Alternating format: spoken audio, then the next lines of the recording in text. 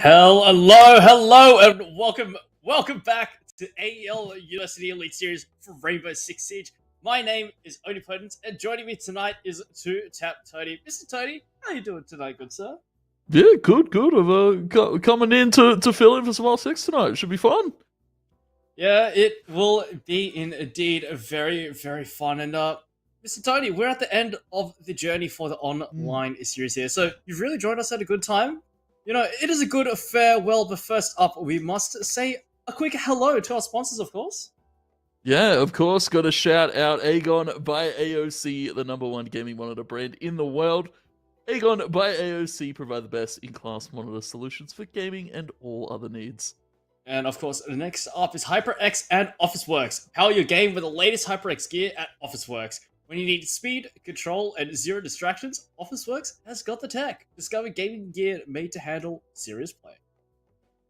And last but not least, Indomie, the noodle partner made with high-quality flour and selected ingredients and spices. A plate of Indomie meagering will certainly brighten up your day. Try any one of the flavors available today from your local grocer or at indomie.com.au. Again, only shout out our sponsors. Could be possible without them. Yeah, of course, we do love our sponsors indeed. We love them wholeheartedly. But here we are. We're at the end of our online journey here. All of the teams have been set for the LAN at PAX, but we must take a look back down memory lane about the journey that the teams have taken here. UQ and MQU at pole position here. UQ actually surging ahead with the MQU loss last week. UOM and UNSW will be rounding out the top four that will be making their way to PAX. And of course, CSU, UON, UTS, and Deacon have been with us along for the ride here. Yeah, should be a very interesting series of games here today. Yeah, should be a very interesting one. I was going to say, as you said, top four rounded out. CSU, UON, UTS, Deacon, unfortunately not making it through to the playoff bracket. And, well, it's going to be interesting to see as we check out our playoffs for tonight. Only we've got some interesting games, don't we? Yeah, we do indeed. I mean, MQ and UQ have certainly solidified their spots as the big dogs on the scene here. So first up, for the first semi-final, of course, it'll be UQ going up against UNSW, followed by MQU and UOM here. So basically how it'll work is the winner of each semi-final will make the way directly to the grand final at PAX, and the loser of said match will make their way to the third place match also at PAX. So top four teams already locked in for LAN. It's just a matter of who will get to that final ascension spot to the grand final here. There's a lot to play for here. Yeah, a lot of bragging rights on the line. Of course, you get to attend the LAN regardless. You know, the top four that made it to LAN, so I feel like that's already a salute to them, right? You know, they've made it that far, but of course, you want to be playing on that grand final stage in that third place decider. You want to put on your best foot forward. So, of course, you know, seeding very important for both these games this evening. Yeah, of course. I mean, you made it all the way to LAN, you know, you may as well take it as far as you can go. So, of course, you know, it'd be really nice to be at the final destination, lifting a trophy at the end. But yeah, we've got some nice games going up. It will be best of threes, no more best of one territory here. And it's going to be UQ versus UNSW first up on the block here. This should be quite the series. Yeah, this should be a very interesting one. UQ have definitely impressed throughout the season. Same with UNSW. You know, UNSW played a few closer games here. UQ have looked very dominant. So I was going to say it should be hopefully UNSW putting their best foot forward tonight against UQ because they're definitely the heavy favorites. Yeah, I mean, that's definitely for sure here. As UNSW, they got to do a lot of heavy lifting here to take down the Titans of UQ, who, if memory does serve me correctly as well, they did take out MQU last week. And UQ, they are fully armed today. They've got the entire roster online here. We've got Scars, we've got Shant, Rep GX, Antonio, and Snow on the side of UNSW, of course. We've got Agent, Kraz, Med, Ikea, and Frosty rounding out the squad. You know him, we love him. It should be fun. Yeah, this should be very exciting. Both teams with full rosters, full firepower. And yeah, of course, UQ with some scary names on paper. I was going to say Scars, Shant have definitely been performing admirably as well. Snow has been quite pivotal in some of those later round calls, later round plays that have been made here for the side of UQ. So UNSW, they're going to have to put their best foot forward, but they've got some sharpshooters themselves. Kraz, Med, of course, team.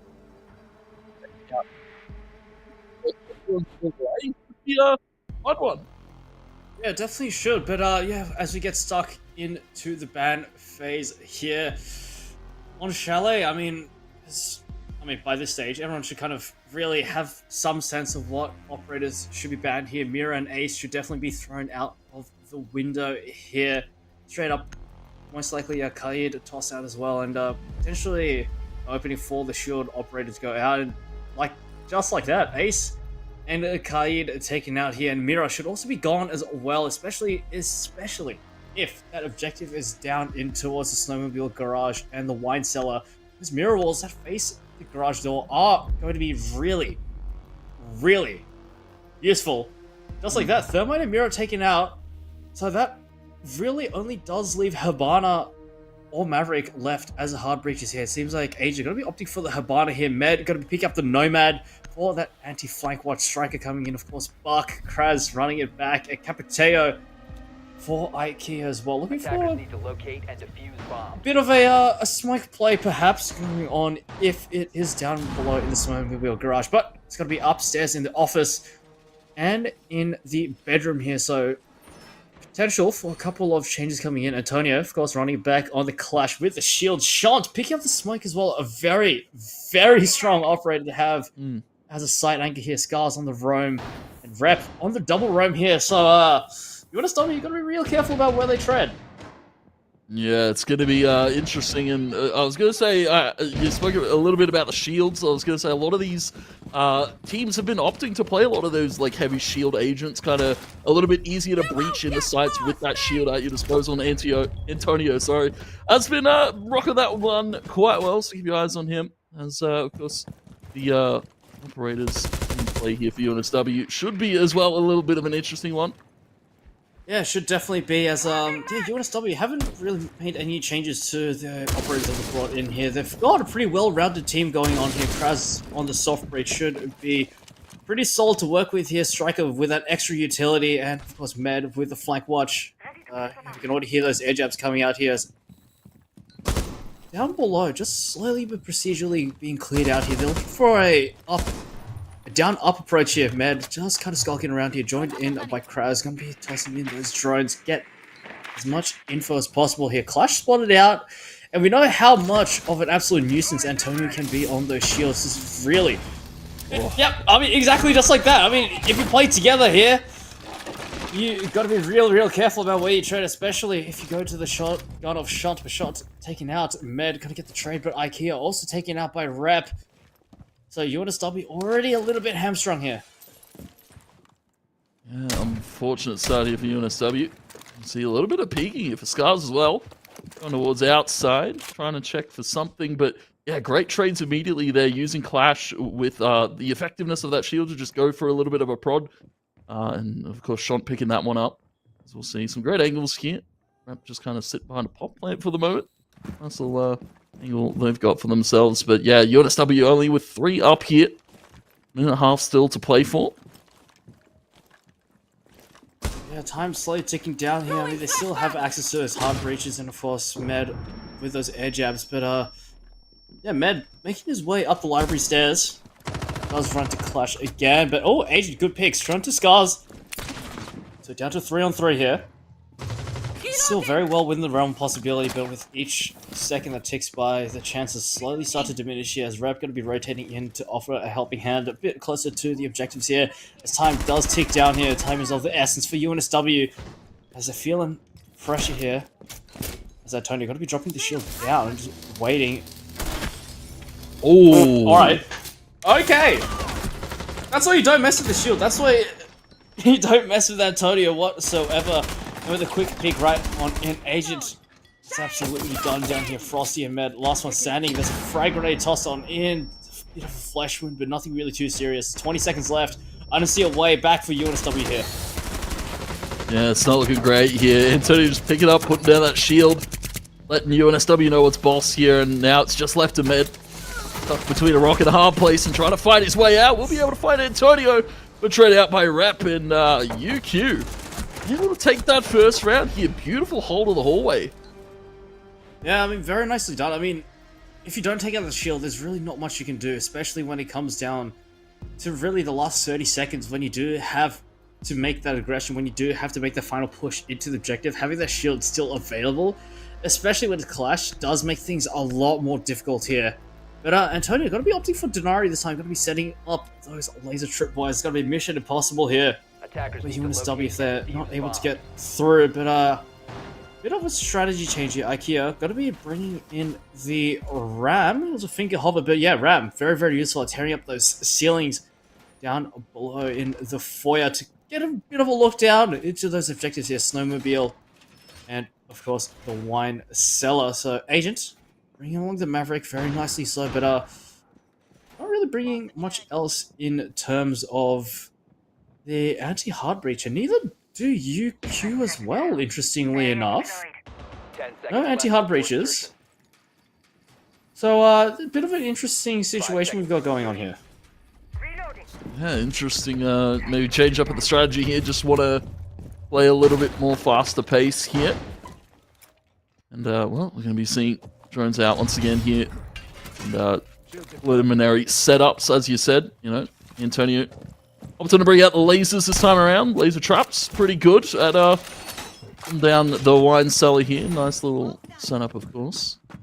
And for the side of UNSW, opting to change a few things up themselves. Of course, we've got Agent rocking a different operator this time around. Yeah, Agent on the Mavericks, there's a lot of onus on Agent to create those angles, but oh, it's going to be Kraz to draw first blood straight into Scars, but doesn't escape unscathed. He does take a serious flesh wound here. Sean spotted out as well, just holding up top in the library. Just kind of chilling around. His Rep does go exploring as well on the Scorpions here. As robots going to be real helpful getting around some information as oh, Snow does find the whereabouts of the Maverick here. So already on a bit of high alert here. Shot's got to be dropping right on down. Escape route found, but oh, Kraz, a nasty shot straight to Shot, just jumping right on in. This might just be enough for UNSW to put up around here. Great starts here from Kraz, but answer back from Snow there towards IKEA down in the Snowmobile. So spotting out Maverick as well. I was going to say Agent, of course, on the other side of that wall. UQ bunkering down here pretty well towards the Snowmobile early on, but of course drones out here for UNSW to reset themselves up, locate where these defenses could be. Of course, Antonio's still looking around the wine cellar. Rap's going to be playing on the shield for the moment. UNSW still have plenty of time with man advantage, of course. Device ready. Yeah, they do indeed, but just under a minute left on the clock at this stage. Yuki just playing it really safe here, just tucking away here. Rep still has control of the hallway, but nade tossed on in. Oh, not going to do the damage that Med had intended on doing so here. Just waiting, 46 seconds left on the clock as well. Snow still firmly rooted in. Rep with another angle that's very possible here. Snow not going to miss a shot, not going to miss a beat, straight on in. Rep going to join on the fight here. The double swing coming on in. Agent dead to rights here.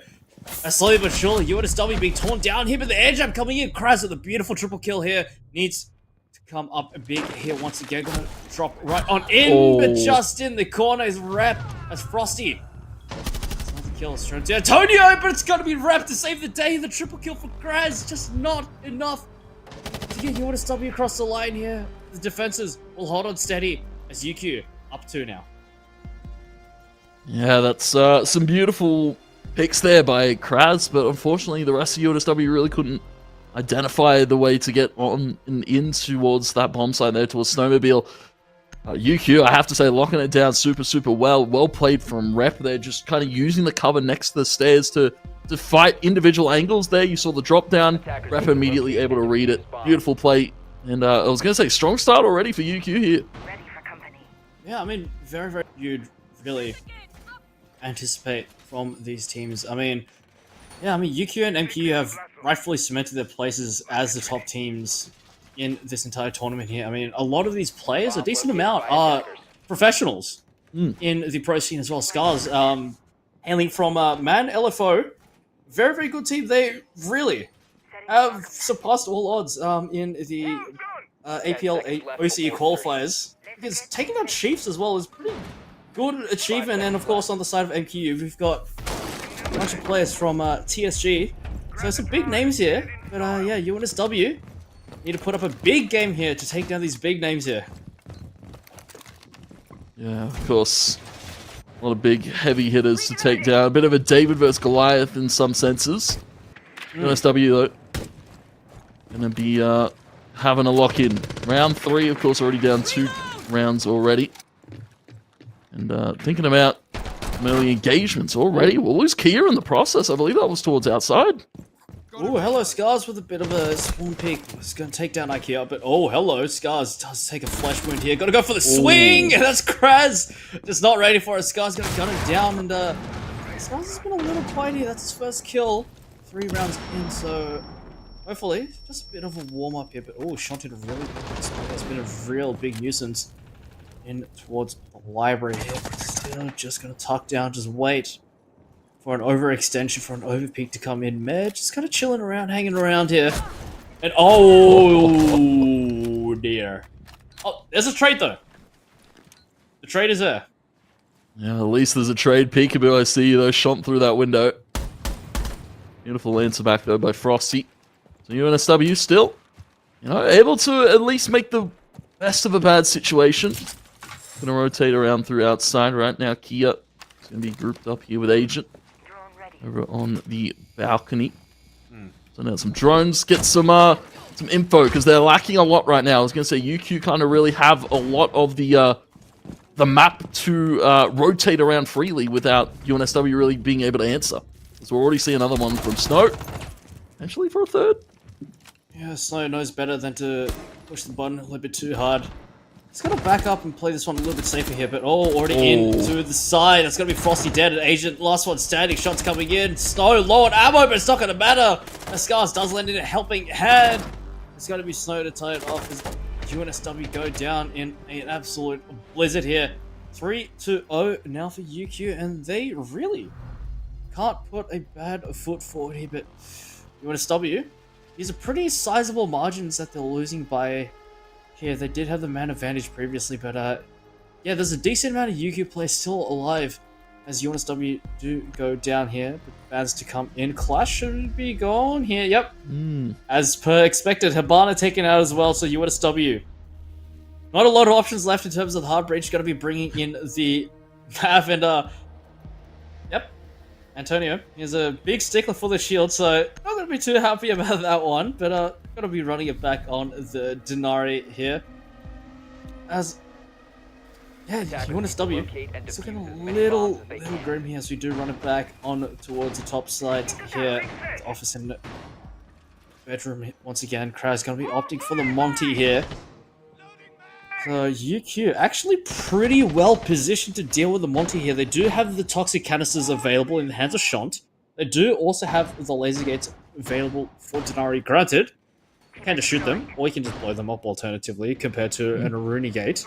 But it's still going to be a bit of an obstacle to try and get through. And of course, those Kiba barriers presented by Azami as well could definitely be a bit of a nuisance to deal with. So UQ definitely more than capable dealing with some potential shield shenanigans going on here. Yeah. Respecting the shield play out of UQ as well, I was going to say, taking away Antonio's clash. He was a little bit sad about that. He thought IKEA and him were friends, but all fair in love and war at the moment. Of course, UQ winning out the war for the moment, but, you know, still plenty of rounds to play out. UNSW is still one of those teams that look to bring it back here. We'll team Kraz on the Monty. Just trying to break down these walls, take out those drones. Has spotted up a player behind the wall there. Just getting some early info. We're going to be seeing some shots. IKEA actually going to be finding one there onto shot towards outside a balcony. Yeah, it's a good pick straight onto Shant, who's been quite a problematic player on the team for UNSW to try and dislodge here, but still taken out as well. Very nicely done here as UNSW, they've got the man advantage here. The Scopos going to be going right on in. Try to find a pick. Or there. Yeah, that's the library compromised. As UQ. Definitely aware. A UNSW of somewhere close by, somewhere close enough to wreak some havoc here. But rep. Oh, down below could actually hit a pretty nasty flank on UNSW if they're not aware of this. They check it. Oh. Like here, we'll be able to find rep. And we'll see UQ now. Force back and denied a space this time around, just where we said, you know, they were controlling all the space in that last round this time. They're ordered back for the moment. Kraz just poking and prodding away. Some shots there into Med. It's good. But still, Kraz being an absolute nuisance there. Able to take out Scars. Now down to the 2 versus 5 here. Will bring IKEA back as well. So everybody up here and healthy for UNSW. Yeah, looking pretty good. This keyword barrier is going to be tossed right on in, but still going to let Monty through there. But Monty stuck on an island by himself. Kraz needs to do it all, but Antonio taken out here, so this looks all but over here unless Snow can come up big with a clutch ace. With the diffuser planted firmly in a wall of smoke and flames courtesy of IKEA, going to make this into a very, very difficult, if not impossible, retake here. For Snow just trying to make his way back in. Position revealed as well. Monty just an imposing figure here, imposing stature there. Med taken out. There's something good. As Snow goes for a different angle here down towards the master bedroom. Still dealing with the Monty here. Just needs to find those picks. Just needs to find anything to try to put himself back in. But with 15 seconds left on the clock and a wall of fire and flames met with Agent as the final slayer of UQ. As UNSW will bring up round number 1 on the board. That was some great adaptation. I was going to say, you know, they take away the clash, they bring out the Monty, and I felt like Kraz really had the impact there with that Monty, just kind of denying UQ any early pick potential there and just getting in their face, being a menace. And now we'll see as well some more adaptations out of UNSW, opting for the Deimos this time for Kraz. Need to locate and defuse bombs. Yep, Kraz has a pretty wide range of operators if you think about terms of their abilities, but yeah, you'll always see him playing either Ash, Deimos, Buck, or Monty. He's a pretty big stickler for the operators he does enjoy, but I mean, sitting pretty at 4-3, top frag of UNSW currently, doing very, very well, but on the flip side here, on the converse, it's Snow, doing some serious heavy duty lifting here. 7-2.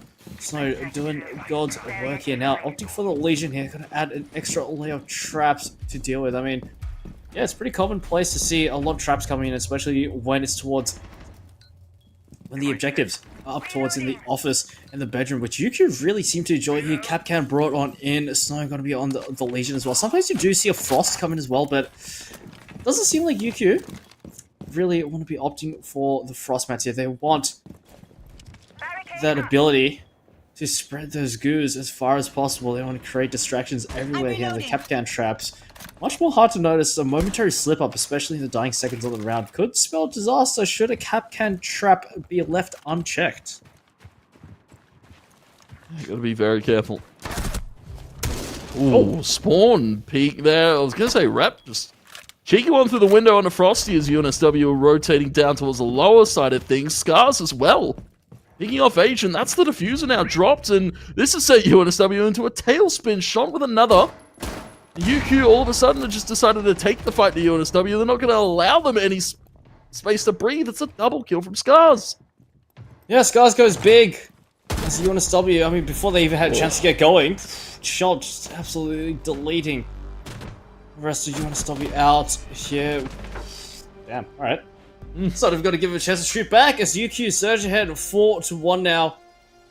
As yeah, this is looking rough last round here for this half before the switch does come on in. And UQ are sitting very, very nicely with a 3-round advantage. As yeah, UNSW, they had one good round here bringing in the Monty, but not going to be seeing it this time here as we go down below again to the snowmobile and the wine cellar as UQ bring a bit much more traditional setup for down below as well. Tuberia, very, very common pick, if not Bandit to come on in. But Tuberia does offer a bit more in terms of versatility, you know? You can really put those freezing canisters anywhere, whereas the car batteries, gotta put them down and take a little bit of time to get that set up as well. Echo brought in as well. Very, very nice, especially if there is a potential for multi to come in as well. Echo going to be very, very useful on the yokai drone here. So a very, very solid pick coming out from Yuki. A lot of rush denial potential here. Legion with those goo mines and Antonio with those Denarii lasers. Shunt with those toxic canisters. Pretty much everything that they brought in is designed to keep UNSW out for good here. So UNSW gonna have a really, really tough time with this one. Yeah, it's. I was gonna say it's interesting as well, playing all these like heavy trap kind of operators, and then last round they just kind of took the fight against UNSW. So maybe we'll see them change up the style a little bit. UQ is one of those teams that can go hot and cold when they want to. We've seen them get aggressive. We've also seen them play very passive and in the side. And well, for UNSW, it's about having to answer that right now.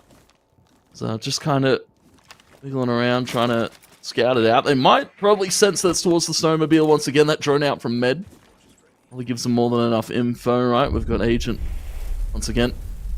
Going for the blowtorch here, giving UNSW some angles to try and maybe get an early pick here. He's going to be opening up that sideline.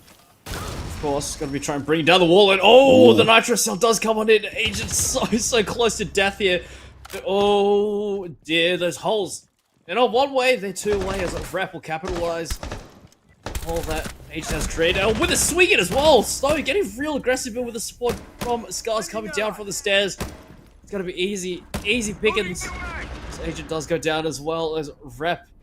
Take him out as Frosty last one stat. I mean, that's exactly what I said. I mean, to be honest, they didn't even need to use any of their abilities. Just took those fights up against UNSW, just coordinated with the swing coming right on in.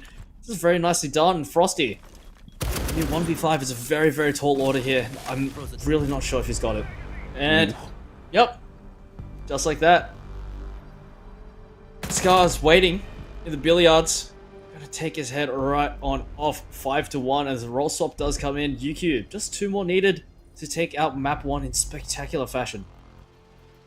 Yeah, this is as dominant as we expect from the top of the table, right? UQ just playing absolute lights out siege right now, and I was going to say for UNSW, they really are going to have to draw it in, and I feel like it probably starts with the bans, right? We saw the later stage ban there towards Clash, and that netted UNSW some success. They were able to take away the Clash, and, well, now we'll see Fontaine being taken away here, so we won't get to see that one this time, as we'll see what else gets banned out here. Seems like a bit of a targeted attack. Can't lie, as UNSW don't want to give Antonio the luxury of shields. But, oh, Bandit and Ace taking out Ace, as to be expected. Bandit, interesting decision, but definitely not a huge surprise here. As I mean, Antonio still has a couple of options left for shields. Got to opt for Blitz with a flash shield, and Rep got to be doubling down here. Blackbeard brought in with the shield as well. So UNSW, you're not going to be too happy about that one. Use as many bombs as they can. Yeah, not going to be too happy. I was going to say UQ. You imagine the operator pool is pretty flexible for them, right? We'll see Scars as well on the Dokkaebi. So this is going to be good, all right? A very aggressive kind of composition coming out of the side of UQ. UNSW going to be working with what they know here. Of course, the Legion here for IKEA. As I said, pretty good at setting up traps on the side of UNSW, because they're going to need everything they can get to really win these fights out. Because UQ have kind of just been taking gunfights, right? It's not been any too strategic heavy play, not too trap intensive there on that defense side. It was kind of just a lot of the gunfights going their way, just knowing their angles, knowing when to swing off of each other. I mean, yeah, pretty much. As I mean, UQ are playing a much more disciplined game than UNSW have brought on in, just kind of really catching them not even off guard, honestly. I mean, I feel like this is a UQ that we've been really accustomed to seeing time and time again here.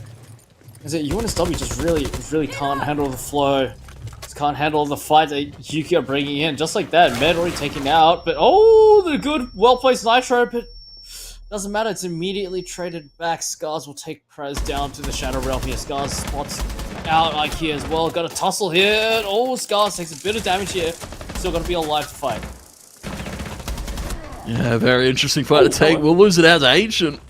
Frosty as well, finding shots, and down to the 2 versus 2 here. UQ have dropped the diffuser for the moment. Perhaps still on the outside of things here. Go towards stairs. Snow is currently pinning Frosty down. Frosty can't really peek all too much. Still, plenty of time to play with for UQ. We'll go for a peek there, trying to spot out Rep towards the outside. Frosty has gonna back off here. Ancient still taking this fight here. Currently losing it out. Slowly but surely. Low HP bar. Yeah, they know exactly where Agent is. It's just a matter of finding him, just isolating the 1v1. Still stuck behind and gonna pay with his life. Rep gonna come swinging right on in. They have a general idea of where Frosty is. I mean, walk through the Grim Swarm here, so they should know pretty much about where he is. Oh, the pre-fire to come right on in, just dead to right. It's 6-1 at map point, just like that. I don't feel like we got started here. But UQ up 6-1 here. This is map point here on Chalet. Map point already. UQ looking hot. For UNSW, they're gonna have to adapt quickly now. So we've got a lot of very similar picks. Med going for the castle this time around. I'm gonna be going over to the Mozzie, and once again, we're over towards the upstairs side of things. UNSW are gonna have to defend. And I was gonna say for UQ, you know, it's again a little bit of flexibility. Rep and Antonio sticking with what they know. The rest of them kind of changing up the composition here. Attackers have located a bomb. Yeah, I mean, like I said before, especially when it's up towards the office and the bedrooms, there's a lot of windows and a lot of entrance ways where you can definitely exploit here. So no surprises that Frost brought in, Legion brought in as well. And Mute tossed on in the castle. Also online as well. So pretty well-rounded team comp going in here. Yeah, I mean, you could have an amazing team comp here, but if you just lose out those gunfights, if you're just taken completely off guard by UQ, there's really not much else that you can do here. This could very well be the final round that we do see here on Chalet here. As Med already under a little bit of scrutiny here. Kraz being outside the mezzanine. Towards... looking out towards the window here, but oh, okay. That works. That definitely works. Yeah, okay. Breaching in with the shield. Antonio and Snow lighting up the kill feed already. And we'll see. Charging into the site just seems to work. IKEA, though, able to get one back. Stab here. 4 versus 3 now. We'll see UQ a little bit unhealthy in terms of the HP bars, but still, power numbers 3 versus 3.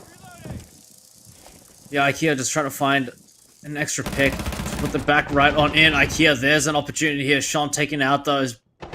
So UNSW still in with a fighting chance here. Antonio, there's no possibility for a revive here as Rep to find IKEA though. Med position spotted in towards bedroom here. Scar's gonna take them out, and this is all but a wrap here for UNSW unless Frosty can find something back here. The revive coming in, the diffuser not planned just yet. Antonio will get that diffuser down quick, smart here. Position to field as well. Frosty.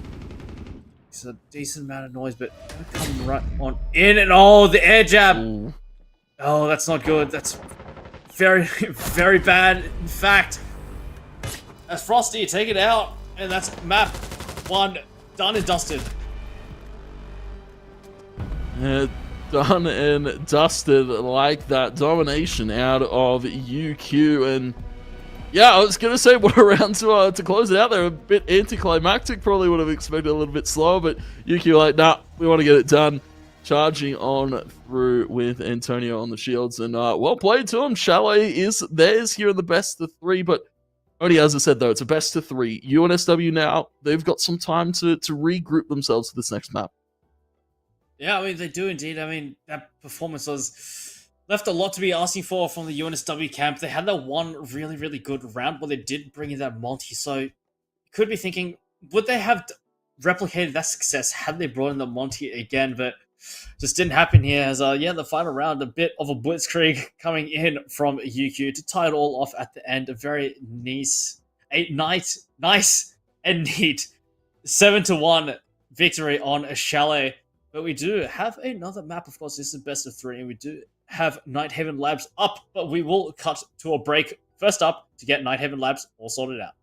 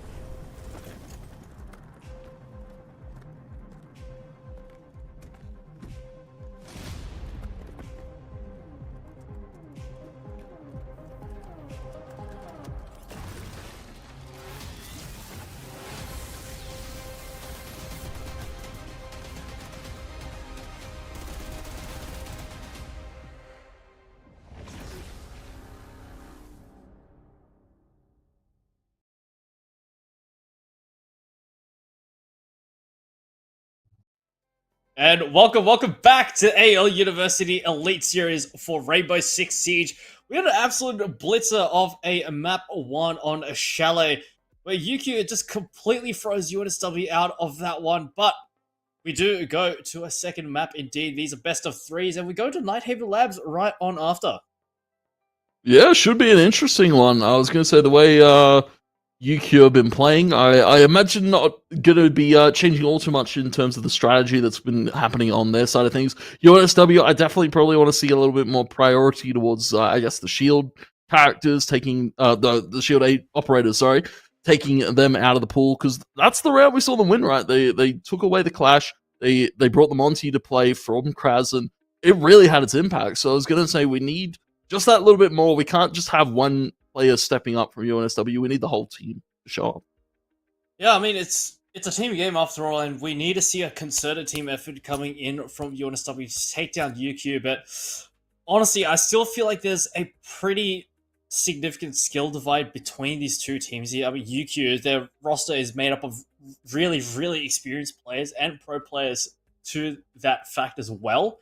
Whereas UNSW, they're good, mind you. They're good definitely in their own ways, but they're more so of the, I guess, a more competitive player, not at the level of the seasoned esports level pro player. So, I mean, there is a skill divide here, of course, and I still feel like this should go to UQ, but I really, really want to see UNSW put up a fight against UQ, because you can't just let them walk all over you. Otherwise, you're just destined for another 7-1 here. And UNSW, they did put up a really, really good round. They are pretty sharp individuals on their own, but they just need to pull that in together and keep this going to put up a decent fight against UQ. Yeah, I was going to say, as you said, UNSW, we can't just rely on one. UQ, you can rely on anyone on this team, right? Shant can have their rounds, Snow can have a massive impact, as you said. Very much a highly impactful player within that last one on Chalet. So, yeah, I was going to say it's, I guess, a lot about everybody showing up from UNSW, but it's also shutting down the superstars here, because UQ, they've got a lot of them to play. Yeah, I mean, UQ, they've really well and truly rallied the troops together here, ready to take down UNSW. They're looking to take out the 2-0. And when we go to Nighthaven Labs as well, we've seen it relatively decently. Yeah. It's a much more of a larger map compared to the previous map that we saw, Chalet. There's a lot more options, especially for UNSW, if considering the fact that, UNSW are going to be starting out on the defense. So a lot more options presented to UQ on that attack. There's a lot of breachable services. There's a lot of walls that do need to be covered here, and a lot of services and a lot of verticality that UNSW really do need to be aware of on Nighthaven Labs. I mean, it seems like everywhere you look, there's a breachable wall, there's a reinforced wall that can be blown open by hard breach at any given time. So UNSW really well and truly need to be on the A game here to try and take this to a map 3. But I mean, like I said before, I hate to be the bearer of bad news, but I still feel like this will be going to UQ.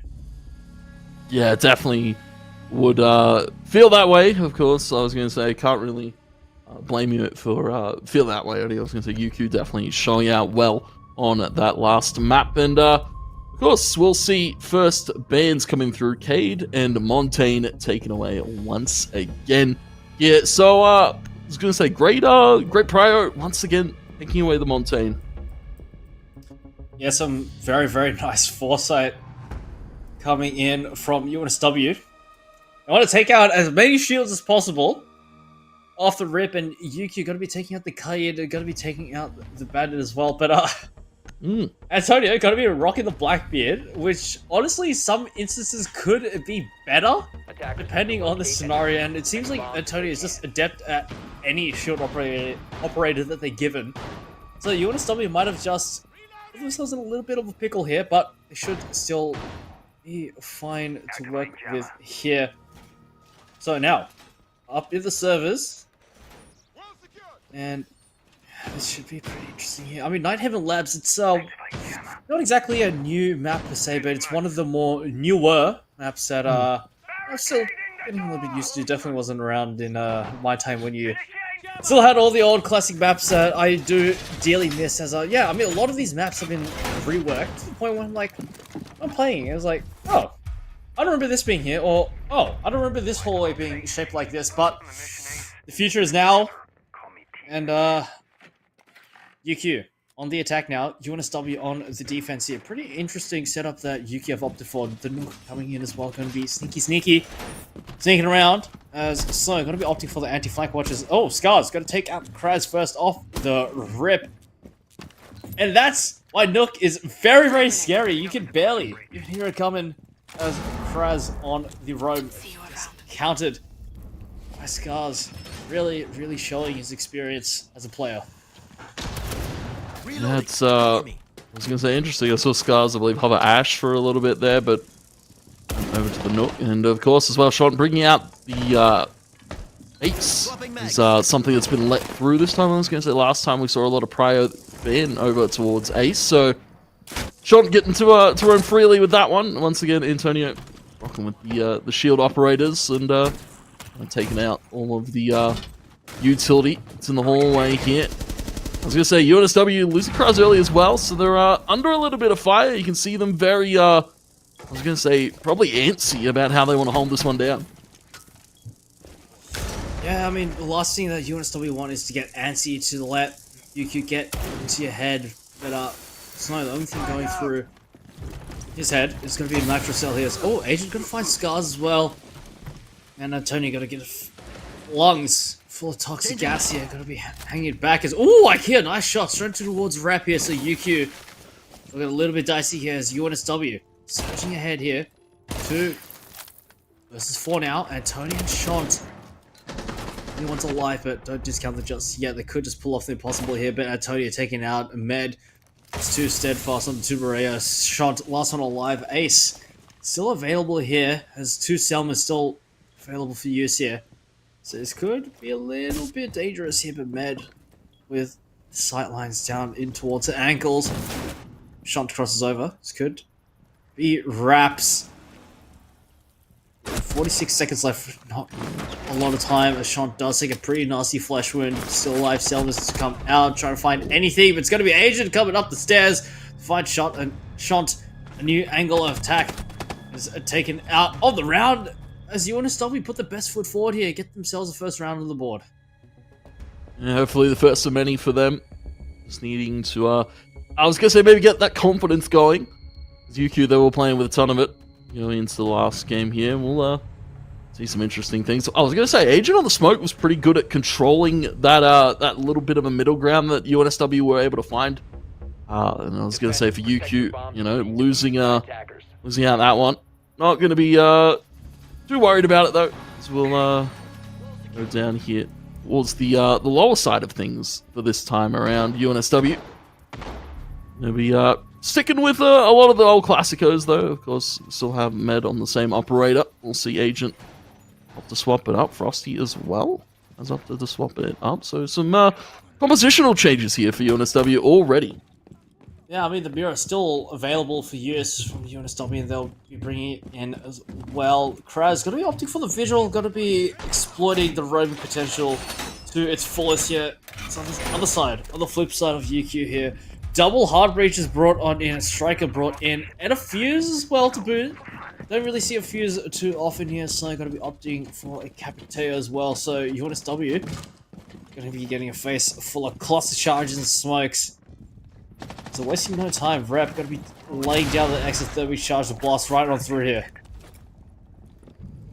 Yeah, this is it feels very reminiscent of how UQ kind of closed out Chalet, right? Just blast your way in and go gun swinging in towards the site here. We'll set it off. We'll see the charge on through. Antonio to lead the charge here. And Snow, quick one from them onto Agent. So they'll slowly clear out these corners here. Of course, Antonio being vigilant. Gonna be getting that diffuser down. Now UNSW are on the back foot early on already, and they need to answer quickly. Yeah, and there's an answer back, but only good for the one. Antonio got to find a kill. A Snow, just head on a swivel, just laying down a suppressive fire here. Kraz going to find one though. Kraz going to find 2. Put into a 1v4. Now 1v2, but down on his luck, down on his health. 2 different angles to find Antonio and Scars. Where on earth are they hiding? There's 2 different angles that he needs to clear out, but there's 2 1v1s presented to him. It's just a matter of getting through the shield, but it's not going to be. Scars holding it down as Kraz walks straight on in. As Scars not going to miss a beat, not going to miss a shot. taking out as UQ strike right on back with a round of their own. I have to give UQ credit there. The crossfire was absolutely sensational. They're not letting Kraz take any space back, and of course not isolating themselves into the 1 versus 1s, right? Playing that 2 versus 1, very important. And we'll see UNSW once again change things up. We'll see Kraz to the Mozzie. We'll see how that fares, because of course need to really lock it down here for UNSW if they want to go towards that 3rd map. UQ happy to play with it here again. I was going to say, as you saw a little bit more of an aggressive composition out of them. Yeah, they change up once again. They'll be still rocking with the fuse though. Antonio kind of favoring that one here on Nighthaven Lab.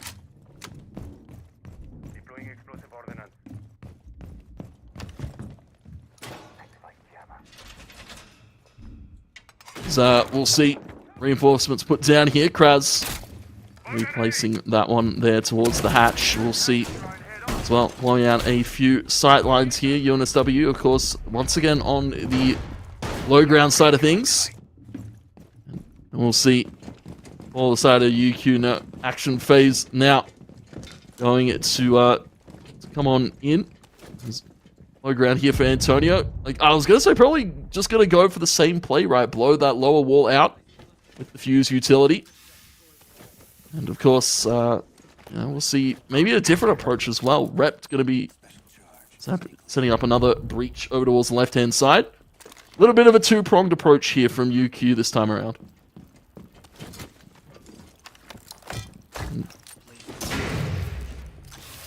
Bits of utility as well coming through. UQ looking for the breach here, Oni.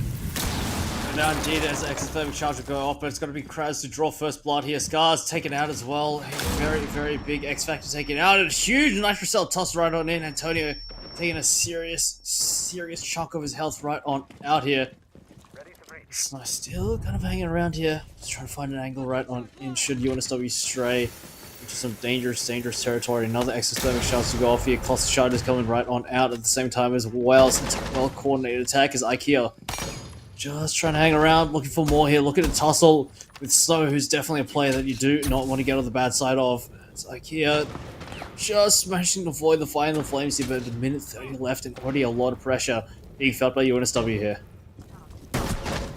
Oh, okay. Great shot there from Snow. Able to find one onto IKEA.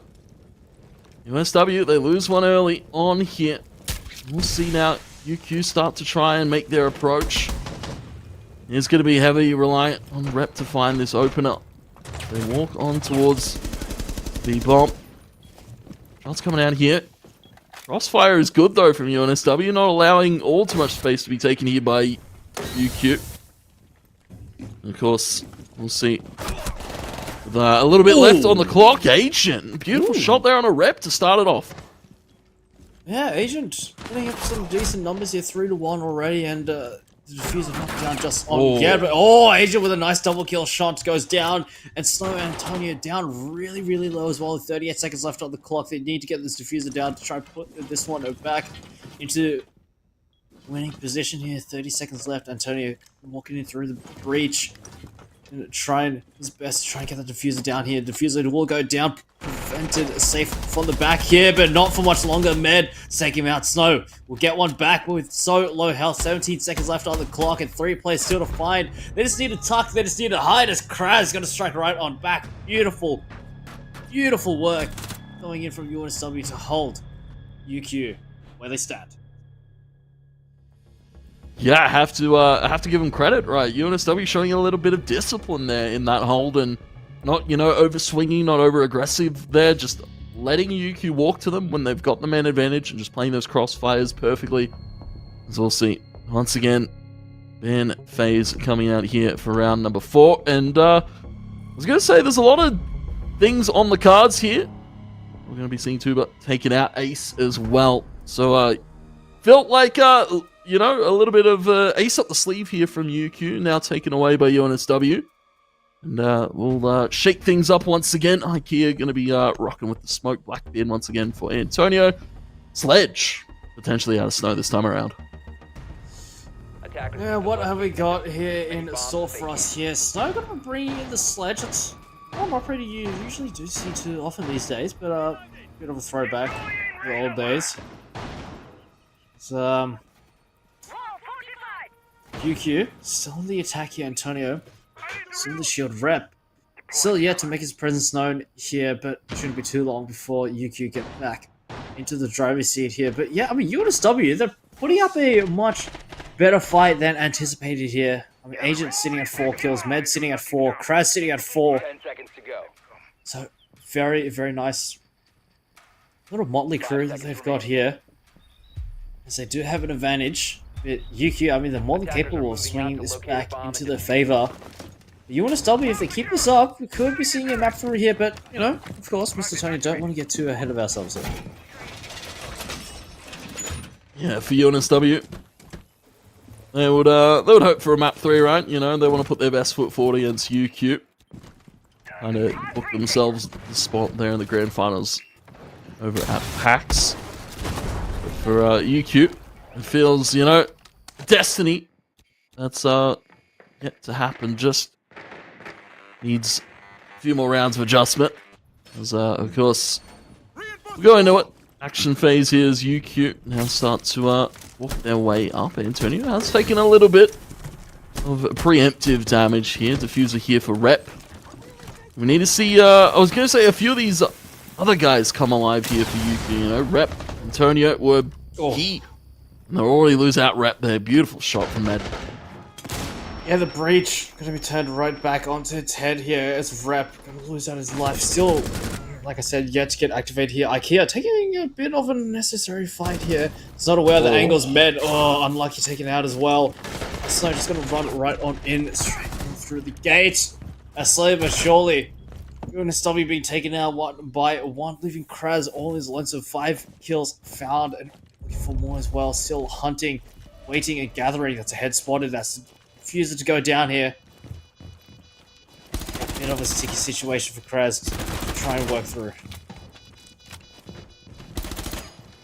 Yeah, it's going to be a little bit harder as well to deal with. That is Antonio swinging in there. We'll put him on the ground and put him 6 foot under. Beautiful, I guess, jiggle play out of Antonio. I don't know what you'd call that. Just a shield bash coming through. Pretty much. And, yeah, knocking Kraz to the ground and taking that one home for UQ in that round. And I was going to say, just some impressive coordination there. UQ, they kind of had a little bit of a different pronged approach there. I was going to say double from Snow to start that one off was perfect.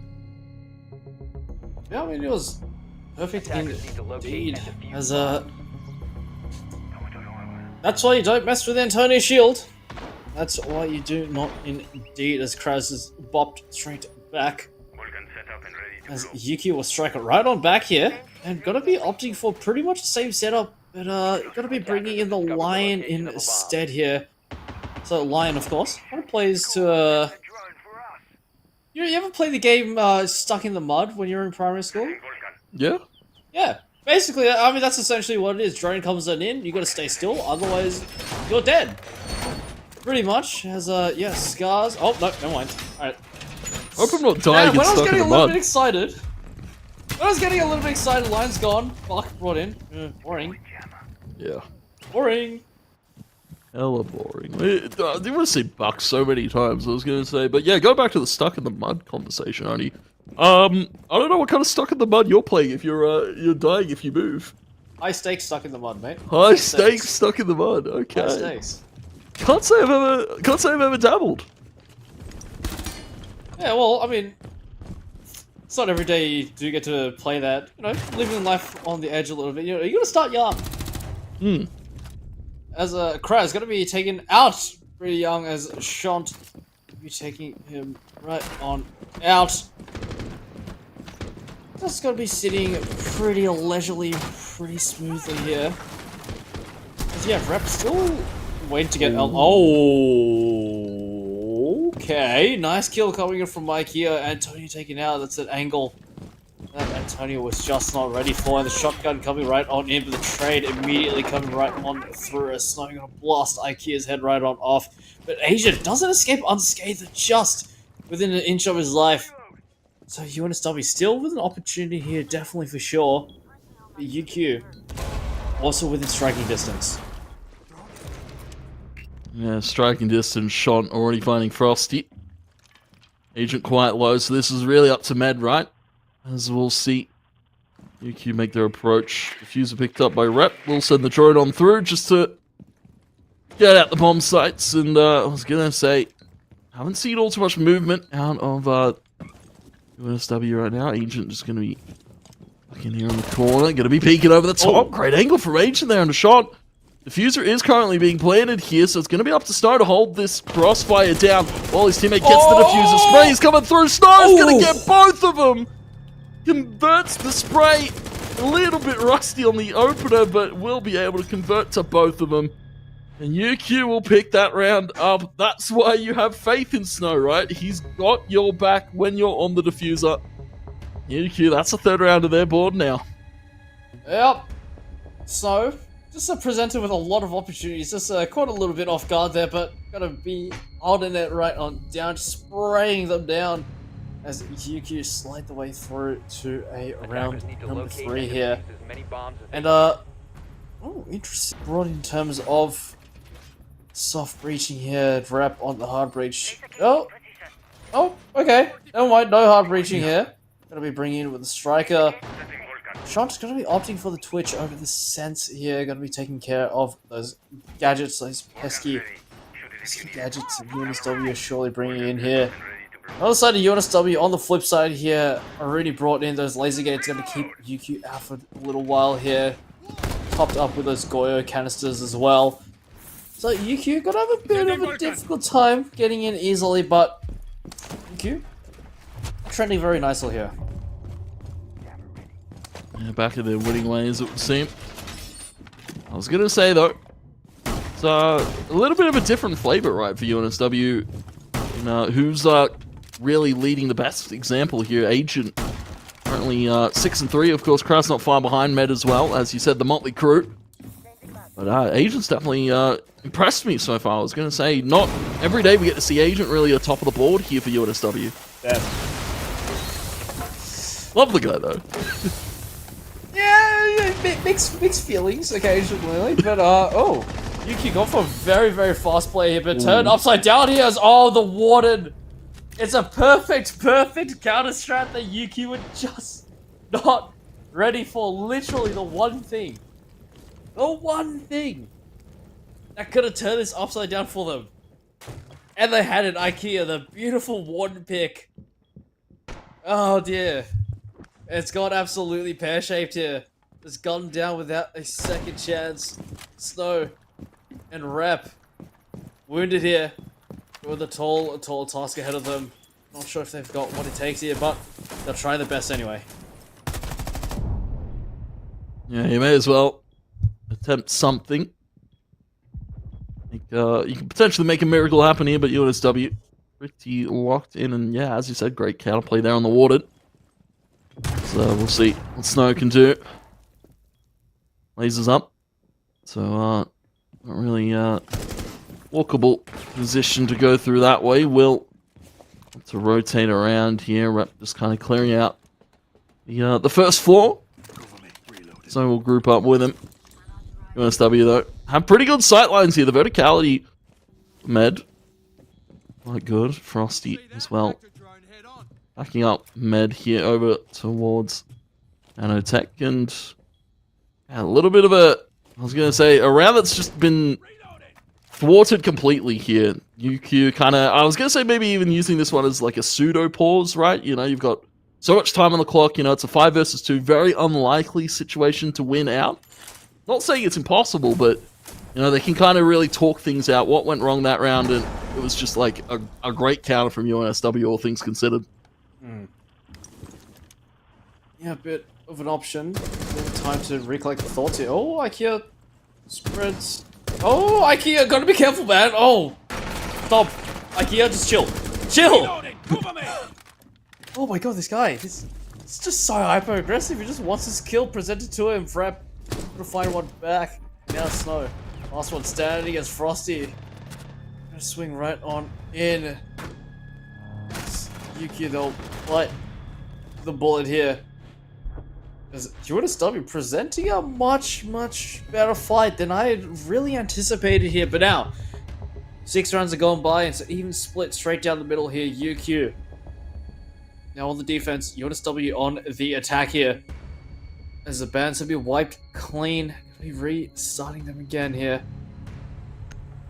See what's to come of here. Ace should be gone right out the window as well. And there we go. Ace and Kaid. Honestly, just like clockwork at this point. Yeah. It feels very reminiscent of I was gonna say the last one on Chalet. Curious to see what else gets taken away, right? There's a lot of different options, right? As we've seen, Antonio can really play everything in terms of the shield department, so UNSW really gonna have to isolate what they want to take away here. It will be Thermite and Azami for the second rounds of bans there, so some interesting ones. I was gonna say going on to Night Haven Labs here. That means Clash is available for Antonio, so lock at that one immediately. No hesitation on the side of UQ. Yep, just not even a second thought. Just gonna be saying, yep, we're bringing that in. Attackers need to locate and defuse as I know many ball. bombs as they can. Antonio knows ball. And of course, that means that Clash got to be brought on in. And honestly, this round should be going to UQ, especially with the performance that Antonio's brought up on these shields in the previous map. Of course, got to be forcing the anti-strat ban, just completely taking the Clash of the Monty out. As UNSW was that afraid of the potential for an Antonio shield abuse here. But on the side of UQ, pretty standard, nothing too crazy here. Shant running it back on the smoke here. Rep, gonna be bringing in the anti-breach, set up those bandit batteries coming in. Snow, gonna be setting up those frost mats, those welcome mats here. To give UNSW a warm welcome scars. An extra layer of utility and oversight. Those Valcams are coming very, very handy. Reloading. New camera feed. They should be very good at getting that early info here for the side of UQ. So we'll see UNSW once again. Fontaine, the striker here for Frosty. Just sending some drones through, prodding away. But yeah, as you said, always on guard here with Antonio lurking about here with the shield. We'll spot Kraz. We'll wave hello to each other through the shields. Yeah, I mean, with the ban of Azami here, yeah, traditionally this warehouse has been very well defended by Azami with those Kiva barriers, much like in Garage on a Clubhouse where those Azami barriers really provide some really nasty sidelines here. But looks like Snow and Antonio is holding it down pretty well. As Crash still held on back, just kind of trying to find an opportunity here. Smoke tossed on up. So that's a sight line blocked on Office Kraz, making his foray in. That's a barbed wire being dealt with. As UNSW is taking this one nice and slow, and so are UQ there. Just gonna chill out here and let UNSW stray into their domain. And Oh. as we'll say, taking it slow. Scars lights it up there. Kraz taken out early on, just when you thought it was a little bit of a standstill. We weren't going to see action for quite a bit. So we'll now see Torch come through here to get some sight lines for the UNSW players. But once again, it's another from Scars on the med. Just expecting that one. Yeah. UQ, some early picks. Traded back though by IKEA. Down towards the lower side of things. Antonio will try to chase him down. It's a triple kill from Scars. UNSW under fire. It's another from Sean. Ooh! Okay. Alright, UQ just... Oh! Damn, okay. Just quick shot straight on into tie it all off. But yeah, Shant going big here with a smoke shoddy. As UQ going to be posting up the first round after side switch here. 4-3, just one step closer to tying this out 2-0 here. Antonio going to be bringing back the Clash. So UNSW going to be feeling the pressure once again. They need to figure out really how to deal with Antonio. I mean, despite the fact that Antonio isn't getting those kills, the support that he's bringing has been absolutely incredible here to set up his teammates for those kills. I mean, just look at Snow, 10-4, Shant on 5, Scars on 6. So really, Antonio doing some serious support work here to put UQ in those opportunities where they can get those frags, where they can get those openers onto UNSW. 10 seconds to go. Yes, it was a great round out of Scars in that one. I was going to say a little bit of quiet one for him so far in Unhaven Labs, but it was starting to come alive here. UQ was the latest stages. So, of course, we'll see UNSW. Let's get an Opt on a very similar composition, right? Here.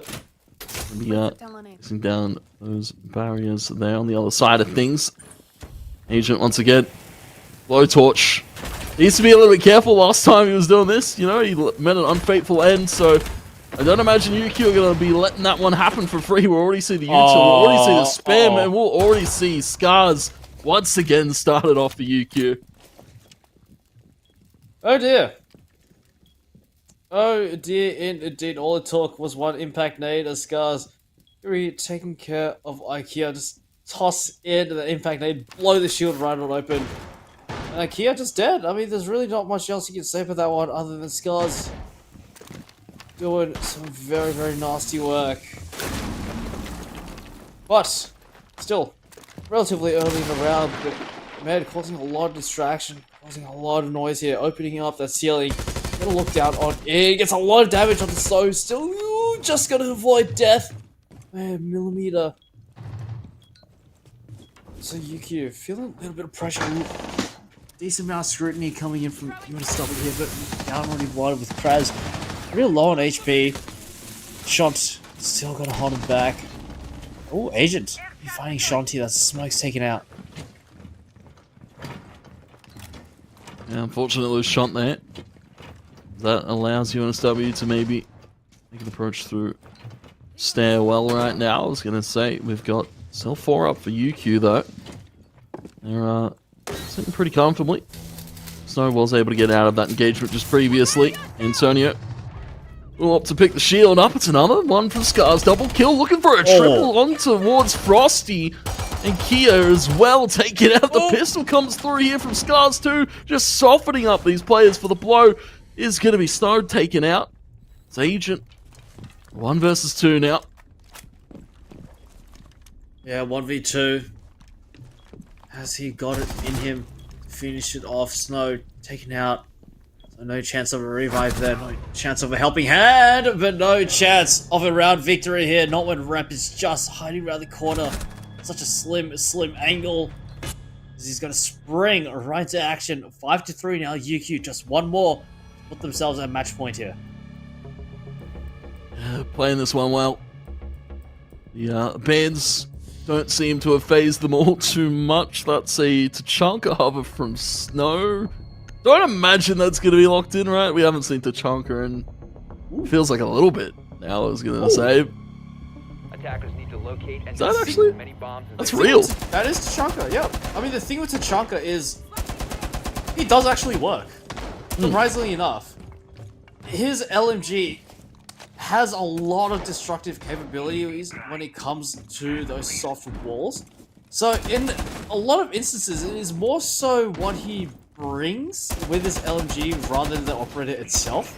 I mean, just look at that. Look how easily he's just creating those walls and those sidelines. You really do see him pretty commonly. Not on all maps, of course, but in some maps, namely Bank, you do see Tachanka come on out pretty regularly, especially when the objective is down below in the office and the Bank vault, where a lot of walls to deal with and multiple walls all off the wall to deal with. So Tachanka really does bring in a solid layer of utility here, and just like that, Kraz taken out. It's Ash gone. It's a lot of offensive capability denied here. So UQ sitting pretty nice here. A great start, taking out Kraz and looking for a little bit more. I was going to say as well, just a very interesting composition out of UQ, bringing out the Oryx, bringing out the Malusi. UQ showing flexibility and what they're bringing to the operator table. You see, sledge out of IKEA though. Will be able to still on in. Frosty as well.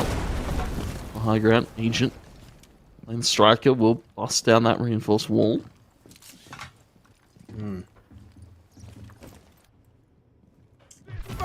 Just under 2 minutes left. Snow sitting on 11-5.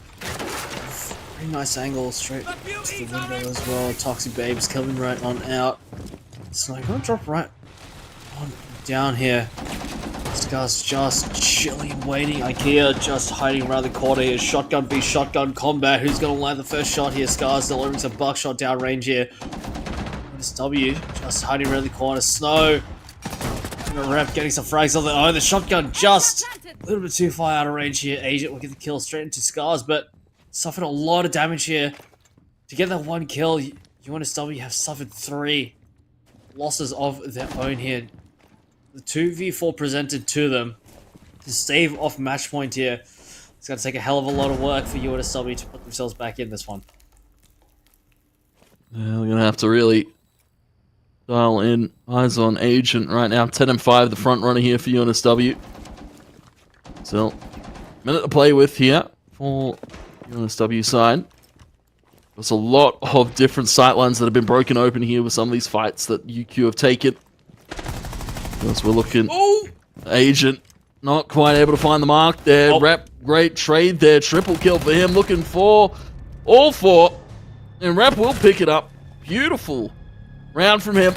And that will be now UQ match end series point. Yep. It seems all but locked in that UQ will be making their way to the grand final of the AEL University Elite Series at PAX here. Just one more round, 5 more kills separates them from victory. This is the final ban coming in, and not very surprising, honestly. Poor Antonio, man.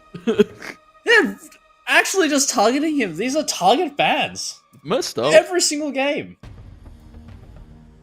He goes straight to Denari, though. He's fine going straight to Denari, so... Yep. It's, targeted bans, but it's like, he's fine with playing everything, right? Pretty much. I mean, yeah. If all the shields are bad, it just immediately defaults to Denari, and it's working. As, UQ, this seems all about a wrap here, unless UNSW can pull off some dirty business here. As a full 5-man switch coming on in. Habana brought in for Med. IKEA switching out for Striker from the Grim. Kraz going to be bringing Monty, Zofia, and Capiteo brought on in here. As this very well could be the final stand for UNSW here as UQ. There's one more needed to secure the place of the grand final at PAX. Yeah, it's gonna be a long uphill road. With the UNSW, it's about each individual round, each individual kill. They've already lost Kraz so quickly. Rep just swings with the RX. We'll take out Kraz. Monty's gone now. UNSW 4 up here, and Med's already taken a little bit of damage too on the Habana. It will be Snow as well. Always feels set in stone here. UNSW only 3 up. Snow spots 1 towards the outer stairs. UQ, they're holding this one down. It's another from Scars. There's one back. IKEA find a bit of a consolation prize here, consolation kill. As again, this 2v4 is a situation the UNSW are just all too familiar with. It's their worst nightmare here. As they're brought into submission here. Has 2 more kills left. Double swing to come right on in, but they're stacked up just on top of each other. Just can't manage to find it. That's Frosty. IKEA down so low as well. Snow go down as hello. Ooh. Finish him off just like that. Just like that. UQ, they've done it. They pulled off the 2-0 here. 7-1 and 7-3. Congratulations to UQ. They make the way to the grand final at PAX, sending UNSW down to the 3rd place decider in absolutely spectacular fashion. Yeah, absolute MVP performance there out of Snow in that one. 13 and 6. I was going to say absolute domination from everybody from UQ, right? As I said, they're a team that kind of gets it done together. And I was going to say for UNSW, unfortunately, none of the stars aligning there. You know, we saw some big rounds out of Kraz on Chalet. We saw some big rounds out of Agent there, but it just didn't quite come together for them. So, yeah, as you said, UQ moving through to the grand final. UNSW, unfortunately, down at that third and fourth place decider. But, both teams still get to play at PAX. So, I guess, it's unfortunate for UNSW, fortunate enough for UQ, but still, they'll get to wrap themselves on land. Yeah, I mean, it's a unique opportunity, and it's an opportunity that UNSW will take graciously. But of course, like I said before, if you're a lad, you might as well take it all the way and try and reach grand finals. But unfortunately, hasn't happened today. So commiserations to UNSW. They will be present at the third place decider. And yeah, I mean, we're halfway through already. We've got another series coming up here. But yeah, congratulations to UQ, of course.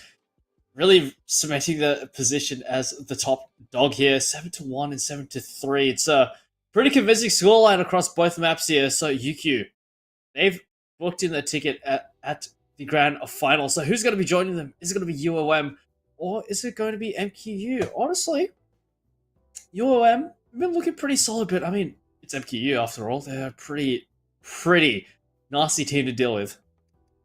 Yeah, absolutely. Of course, I believe currently second place, UQ just won out, I believe, round wins and losses. But, as you said, Macquarie's pretty solid team overall. So that one should be interesting. I was going to say it's a very, I imagine a very close second game for this evening. But, of course, drawing it back to this one, UQ have looked dominant throughout the season, right? Showing flexibility in the operators that they've been playing.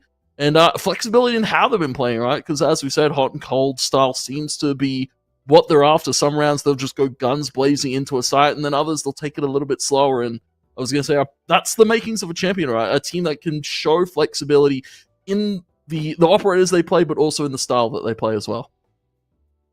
Yeah, I mean, UQ, they've really got it all in the bag. I mean, they've got a very, very formidable roster of some very experienced players as well. And yeah, I mean, like I keep saying, I've really don't like to be the bearer of bad news. I don't really like to be a hater, but just by pure statistics, this should have gone to UQ. This was a pretty expected scoreline. But to get a little bit of insight, we've got an interview with UQ here. We've got Scars online. How you doing, sir? Yeah, what's up, fellas? Yeah, pretty good. I mean, first off, just want to say a huge congratulations to you and your team. I mean, you guys have had a really, really good season, and of course, what a way to tie it off, making it to the grand final. So, I just want to ask, I mean, you yourself are a very accomplished player playing in a pretty solid team, I must say, Man LF, if I'm not mistaken. Yeah. So, how do you feel like that experience has transitioned into your team? And do you guys feel like you have all the preparations ready for LAN? Yeah, I think it definitely elevates our team in AEL. Is that little bit of experience at the top level compared to the rest of the competition?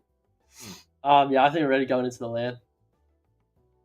Fair enough. I was gonna say as well. You guys are showing a lot of different operators. What's the communication like been there? You guys just been having fun with it, or are these kind of comfort picks? What's the call kind of going on there? Yeah, we're just having a bit of fun, to be honest. I think UNSW is just one of those teams that we can just have a bit of fun against. So yeah, we had a bit of Oryx, I think, just a bit of Cav. Yeah, anything the boys wanted to play, really.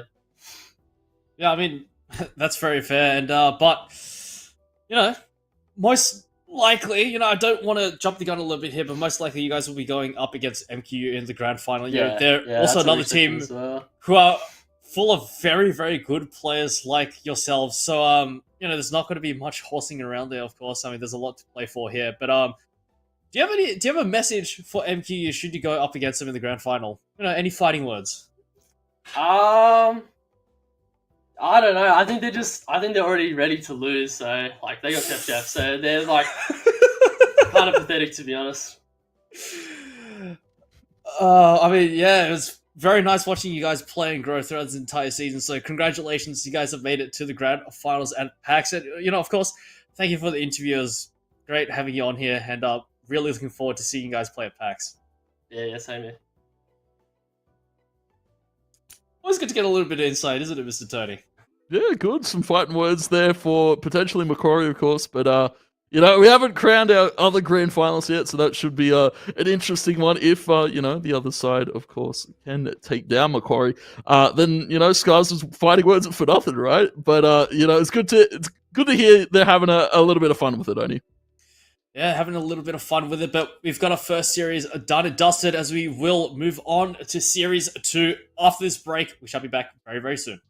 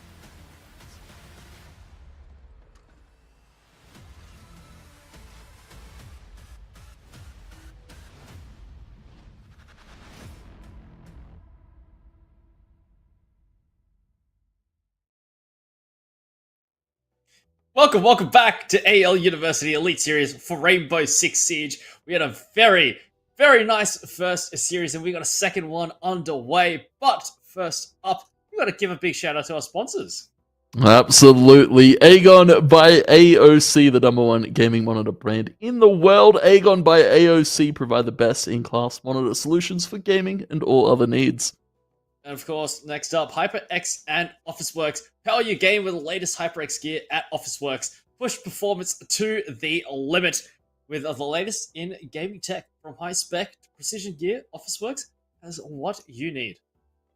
Of course, as well, Indomie, the noodle partner made with high-quality flour and selected ingredients and spices. A plate of Indomie meagering will certainly brighten up your day. Try any one of the flavors available today from your local grocer or at indomie.com.au. Again, Oni, shout out our sponsors. We love them.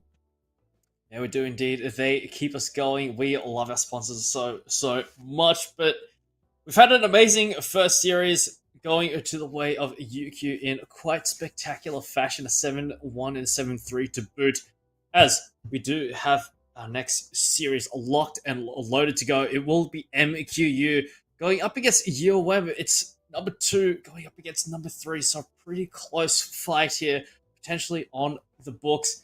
So, yeah, I mean, this one should also be quite interesting here, as UOM have really proven that they can tussle with some pretty serious competition here. But, I mean, MQU, they are well and truly serious business.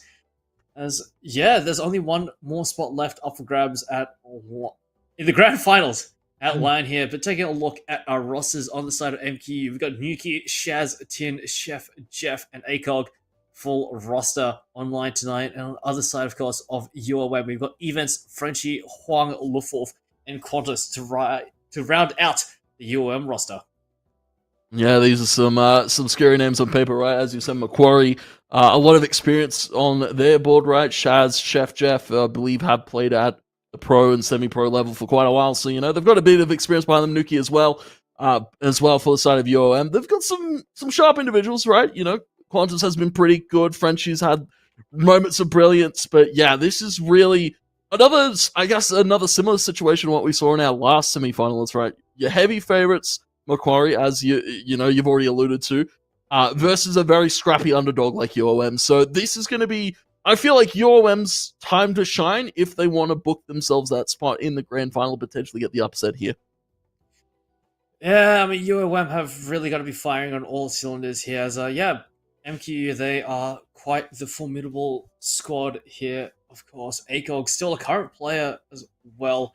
And for TSG, Chef Jeff, a seasoned veteran of the game, playing in a lot of different rosters, a lot of different teams here and there throughout the years. And of course, the rest of MQU, no slouches either. So, UOM, I mean, they're currently in 3rd place, just above UNSW here, but just by looking at the raw stats here, I mean, MQU should be taking this one out. But, I could be wrong. We could be seeing an underdog victory story here.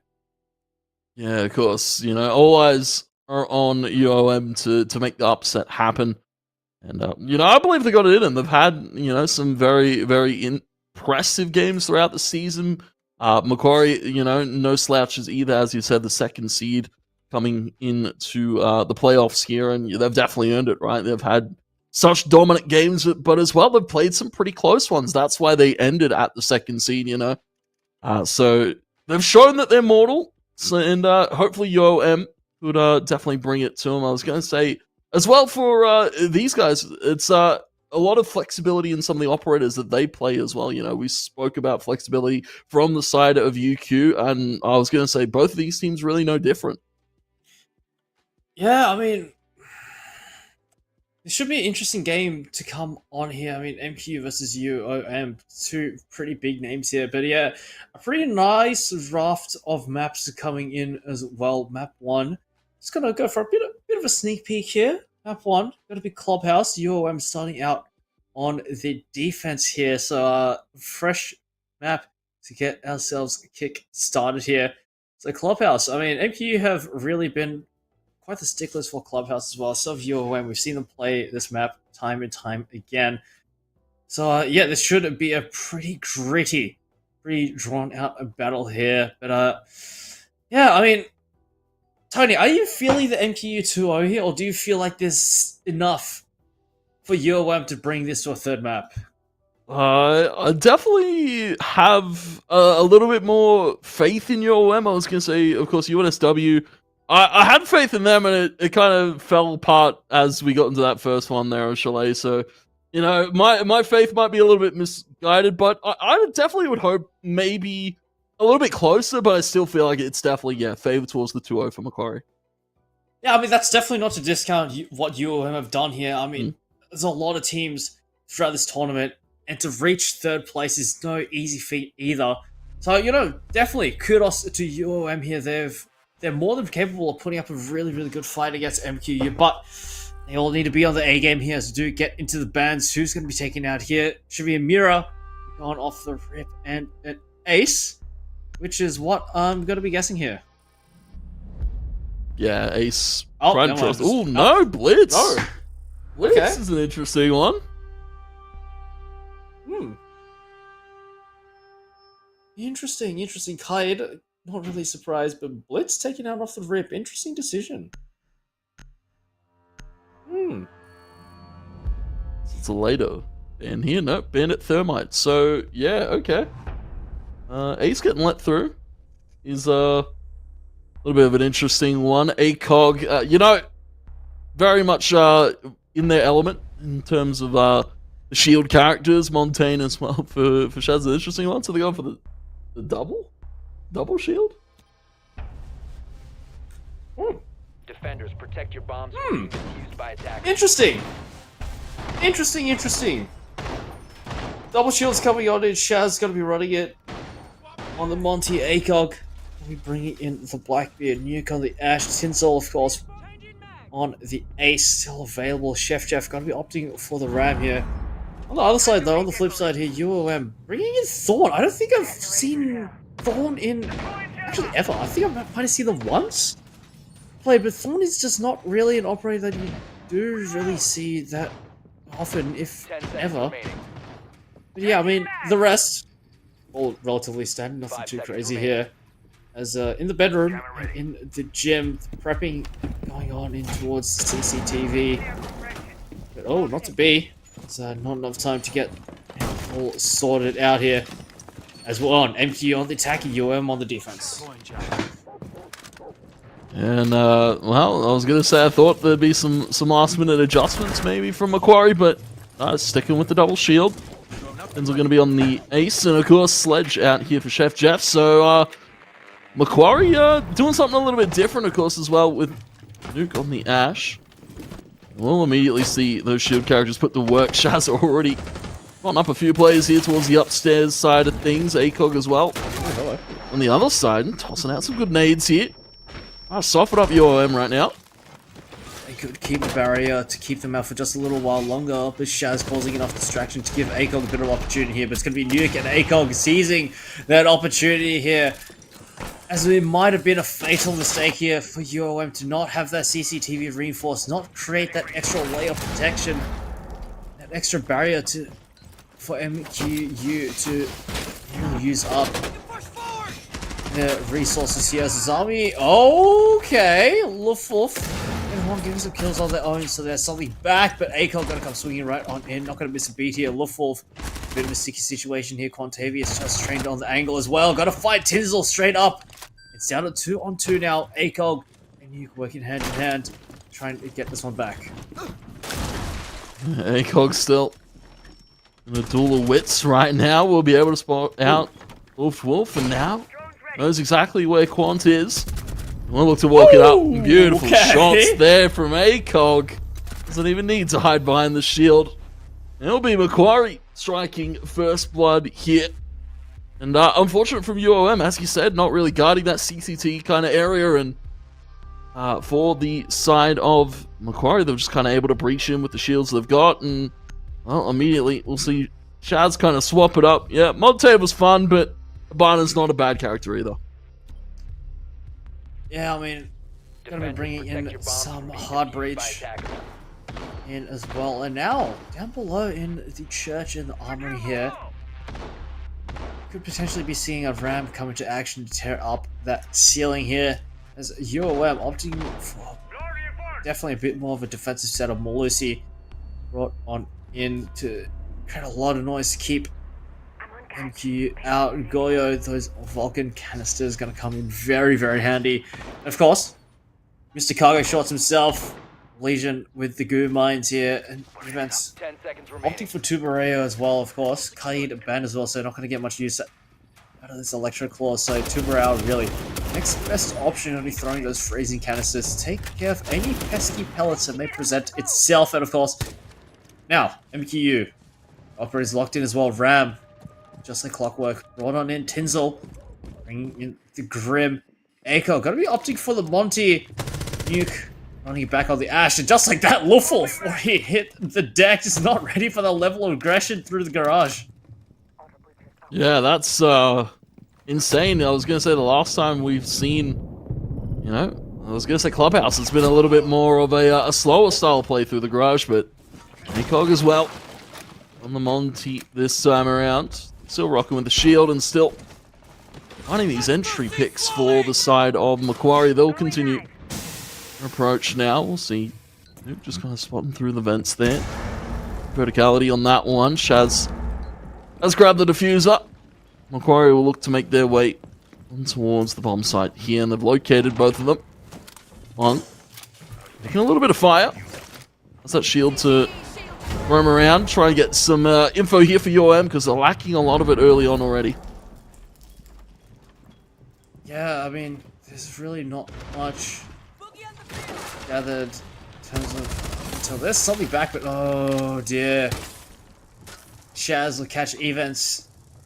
Bit of utility out here. And, okay, just another as well. Why not? There's now Huang left in a really sticky situation with the shield. You can be protected from the front, but definitely not from the back, where Chef Jeff sends it right on in through the open hatch. Huang not long for this world here. There's MQU 2-0 in very, very quick fashion, mind you.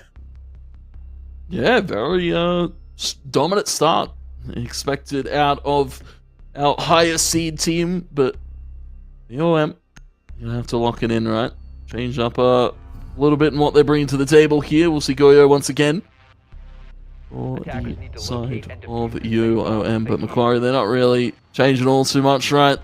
It's worked for him so far. Stick with what you know. Yeah, pretty much. As yeah, Macquarie, they're definitely not ones to try anything incredibly radical here. Just gonna be keeping the same strategy that they've been going on before here. Chef Jeff, of course, bringing the Ram once again. Tinsel with the Ace. ACOG gonna be opting for Blackbeard this time as opposed to the Monty Nuke. Still stickle for the Ash. Shaz bringing in the Hibana. So getting a little bit of deja vu here, but hopefully not for UM. Hopefully this is where they could find another round here.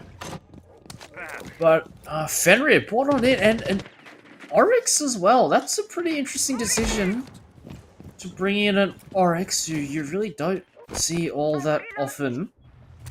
Good reason as well. Doesn't really bring too much utility as a net benefit to the team. So gonna be interesting to see how bringing in. Oh, okay. Never mind. I spoke a little bit too soon. Cool. Nuke's dead. Okay. All right. Yeah. Might just eat my words here. He pays his respects as well. Gives Frenchie the nice shot.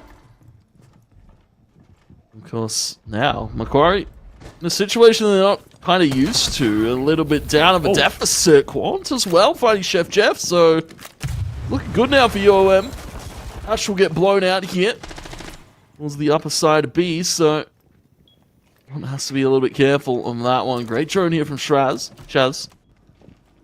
Be spotting it out. Tinzel being ever vigilant here with his hatch that's been blown out. Just looking for pick back to Macquarie's board, right? 3 versus 5, and UM seems to have all the bomb sites under lock and key.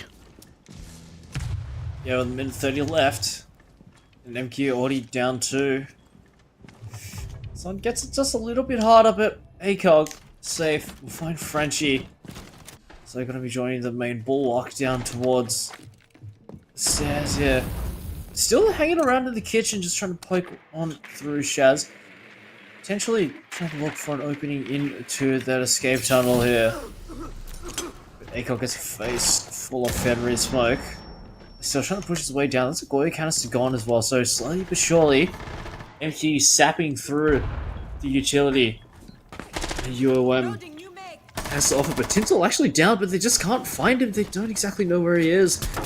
Tinsel just holding it down, just waiting. Potential revive to come on in as Shaz gonna be lending a helping hand here, getting Tinsel back up. And unfortunate finish that didn't come out of UOM. Now, the fuse are picked up. 30 seconds though, Macquarie kind of a little bit late to the party, and that really comes down to those early picks from Quant and from Frenchie. It's a double now from Quant. We'll see. Denzel fully taken out. Shaz now trying to fight the fight back here. ACOG still trapped in this hallway. Not really all too much space to take. They've got 10 seconds left. Macquarie need to make a move. Oh, the double pick come in to save them. Shaz last one standing, but not to be. Luffel for the nice double kill here. Very nice teamwork coming out from UOM to save this. UOM and to put themselves on the board here. One round. Now, in the ban phase here, wants to come out here. Surely a shield. Surely another shield. Surely. Which shield, though, we taken away? Flash. And Monte. And Monty. Okay. And Monty. Both of them. Well, I mean, that's no cause for concern for ACOG, who's been performing quite well on the Blackbeard, so still going to be given that option. As we go back up again, gym and the bedroom. So yeah, UOM had a bit of a disaster in the first round here. CCTV not locked down, so which gave MQ free passage right on in. So yep, just like that, gonna be running right on in to make sure that CCTV is locked on down. As UOM opting for a pretty standard setup here. Castle barricades brought on in, facing the outside. Nothing really too crazy going on. Azami also available. Mira still an option as well. On the side of NQU, you're going to be opting to go sneaky this time rather than loud and proud.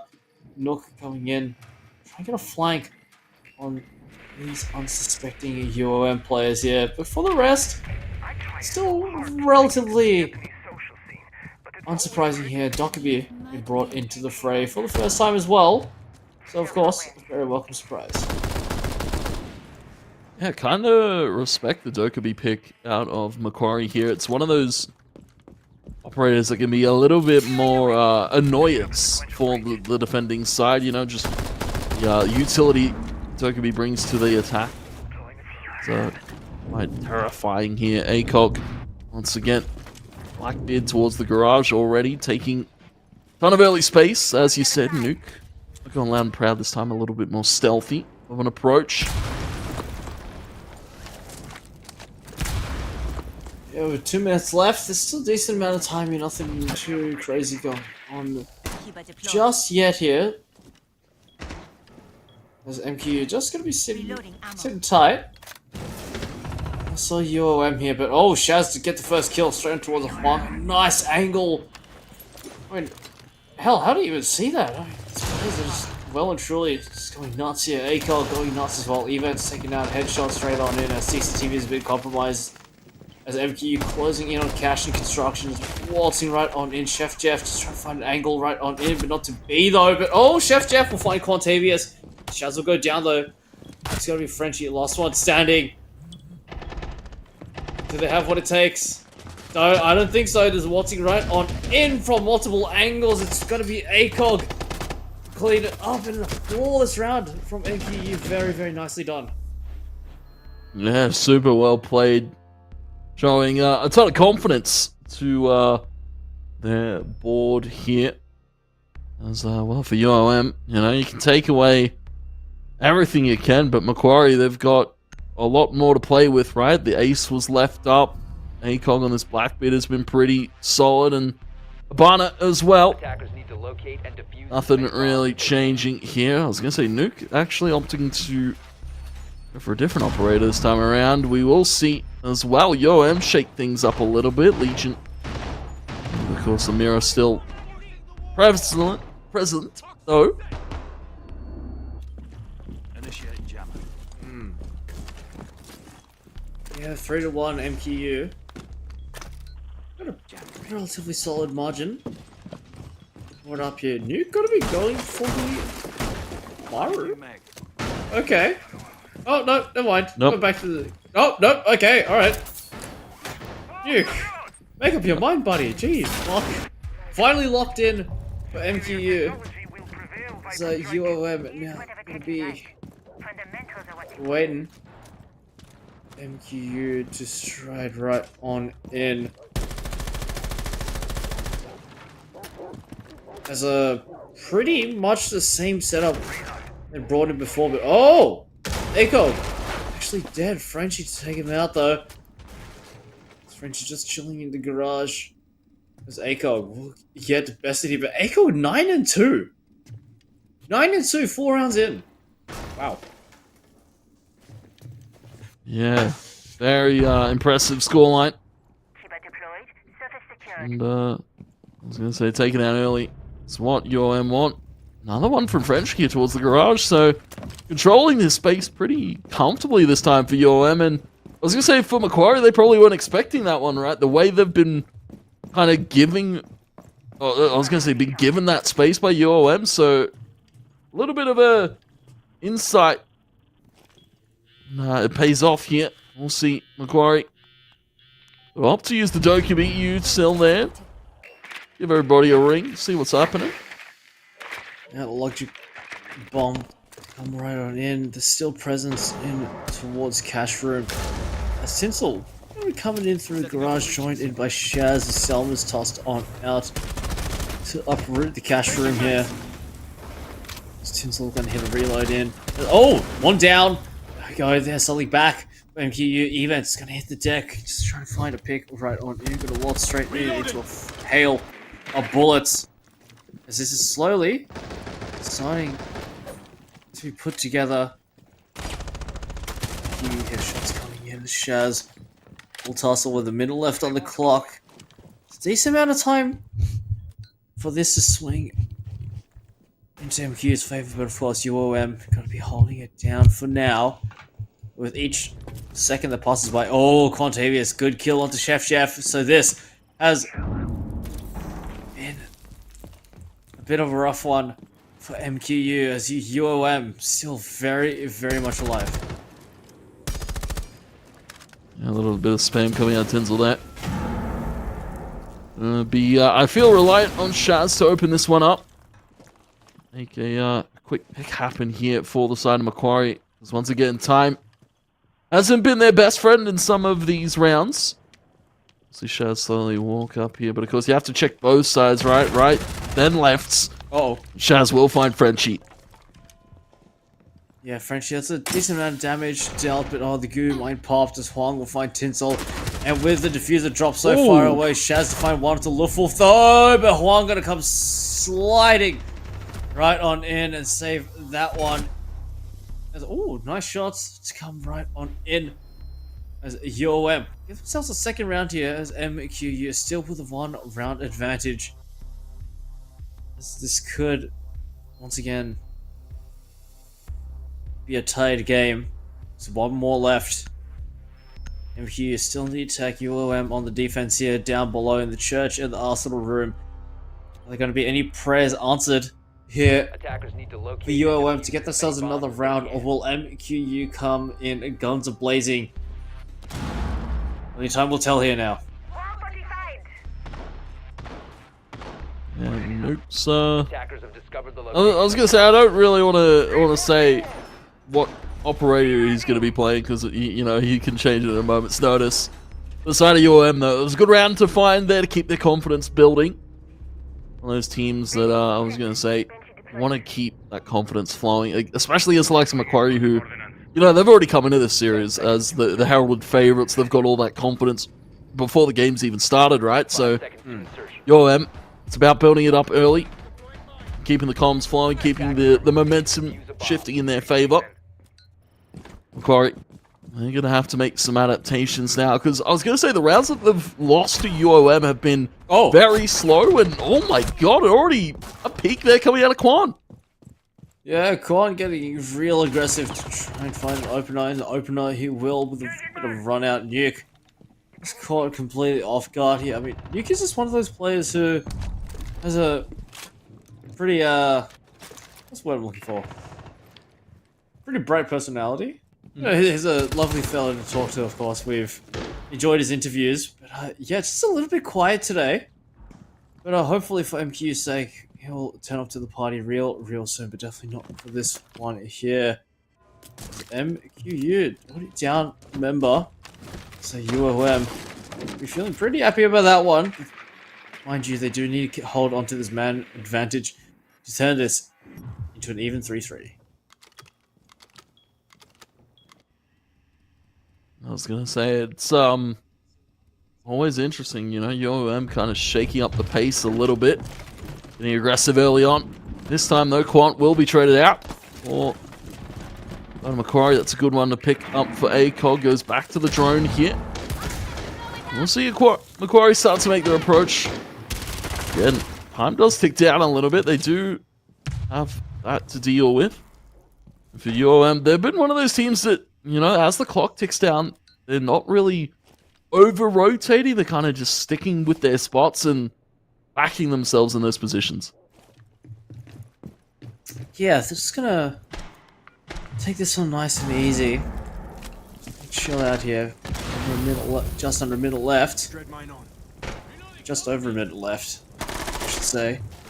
Oh, Huang takes a fight against Chef Jeff. Takes a little bit of flak damage back, and now just less than a minute left on the clock here. Chef Jeff just trying to figure it out, just trying to piece this one together. 50 seconds left on the clock here. It's an even 4v4 split coming in, but not for much longer. French to find Tinsel though, so this is, oh dear. Chef Jeff comes once again with a shotgun straight towards Events. Would have got him down without a second thought here. This is looking like another round for UOM potentially, but ACOG still alive here. Luftwolf and Events, they need to be found. There's one discovered, and there's the other. There's two 1v1s presented. But Events, good defense in towards the church. ACOG gunned on down. And we're at an even split here, 3-3. Yeah, another even swap up here. As, we'll of course go back to the ban phase, and we'll see what is priority here for these two teams now going into side swaps. Imagine, I was going to say, Hyde once again taking away Thermite. Pretty high prio ban for both these sides. Curious whether we'll see shield operators as well getting taken out.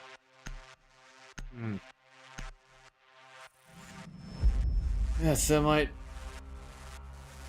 Kayid, Ace, Bandit. So not going to be any electrifying plays coming in here. There's a decent amount of hard bridge is gone. As Habana been brought in by Luftwolf here. It's got to be down below again. In Church and Arsenal room. It's all even up again. And now, there's MQU on the defense now. UOM on the attack. And a pretty interesting setup they got here. Thunderbird been brought on in by Chef Jeff. Interesting decision. Tinsel going to be bringing in the mirror, of course. Going to be keeping Overwatch over those sight lines with those black mirrors. And Nuke. You're going to be running it as Vigil on the roam. Just trying to see what mischief you can cause here. Trying to find a no potential sport piece. Oh, maybe Nuke is definitely not one to shy away from a gunfight here. Oh, just trying to find something here. Oh, this is smart. This is a nice angle there from Nuke. Does think about possibilities. Let's go for a little bit of spam on the walls, and well, probably has to fall back, right? I was gonna say UOM can surround that garage pretty quickly. We'll see, of course, Long Wolf as well put their drones towards that position. Macquarie just breaking out some sightlines here. Interesting that they're opting to play a little bit more for the verticality here. We've got ACOG shooting spots to the floor. Jeff was playing up towards the stairs. Over towards the central hallway. UOM to make their approach now. Yeah, just looking through. Just trying to see what they can find. Huang. We're coming in through the escape tunnel here. Just making sure. There's no one nearby, no one to cause any havoc, no utility, no nothing in the way. With a barricade. The way here and the site. Firmly locked down here by ACOG. It's a fight that you don't want to take as Evans takes a fight that he definitely did not want to take there. Nuke gonna gun him down with the SMG-12. Shaz takes a little bit of damage back as well. They're gonna be healed up courtesy of Thunderbird. It's a minute 30 left. You haven't already down a member. Quantavious taking a decent amount of damage, half health. Out here. Oh, goodbye, Nuke. Oh dear. Great shot downrange from Frenchie. As well, Quant. Able to pick up Chef Jeff, so I was going to say, just when it felt favour towards Macquarie, UOM finding some answers back and, well, looking for a little bit more. Of course, ACOG being ever vigilant. Well, at that desk. Chance as well, spots one towards the stairs here. UOM. We've got the diffuser. Now they've got eyes on the bomb sites here. Plant that diffuser. We, of course, see off as well. And we're going to be taking out the floor. It's going to be, though, a quick 1-for-1 here. Frenchie with the double. Yeah, Frenchie is going big on the Lion. There's 28 seconds left. 3 on 3. Tinsel and ACOG. It's only just going to be Tinsel left. The EU1D drone coming in to try and find out exactly where on earth he is. But Tinsel with the Lion drone hot on his heels. There's really not much he can do here. Oh, quick peek coming in. Beautiful stuff as UOM. They'll find the advantage here, 4-3. As they're bringing some serious firepower against MQU. And they will surge ahead here by an extra round. Yeah, looking to put their best foot forward.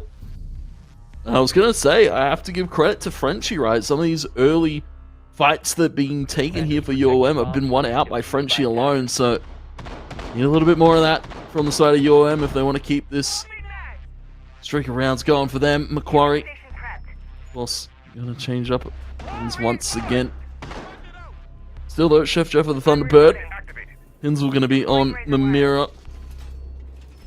And I was going to say, just a very interesting approach from UOM. They've been a little bit more slow and methodical about some of their takes here. Start off on this attack side. Yeah, just going to be sending in those drones to find out exactly what's going on here. Events. Bringing in the RAM here against MQU to put them once again in a bit of a difficult situation here. It's creating those sight lines, it's creating the verticality here. As this is getting pretty close. So yeah, I mean definitely MQU were the favorites here, but I don't know. UOM are bringing a really nice fight. So they're definitely not gonna go down quietly. Yeah, I mean we could be seeing an underdog story here coming to fruition. Spong once again making his way through the escape tunnel here, Wolf. Just still gonna be droning around here, but Huang, yeah. Might not be a good idea to try and get through the escape tunnel here, not when Shaz is just hiding around the corner. Yeah, great heads up play from Shaz holding that position. UOM, they think one the wiser. They'll change up their approach here. We'll see drones out early on the side of UOM. She will be clearing out the bar of cameras. Reloading. Sorry. All really kind of playing down towards Arsenal room. UOM have to be quite decisive in how they clear that one out as they make their approach, but Once again, just kind of clearing out space, taking angles, clearing verticality. Very slow and methodical round here.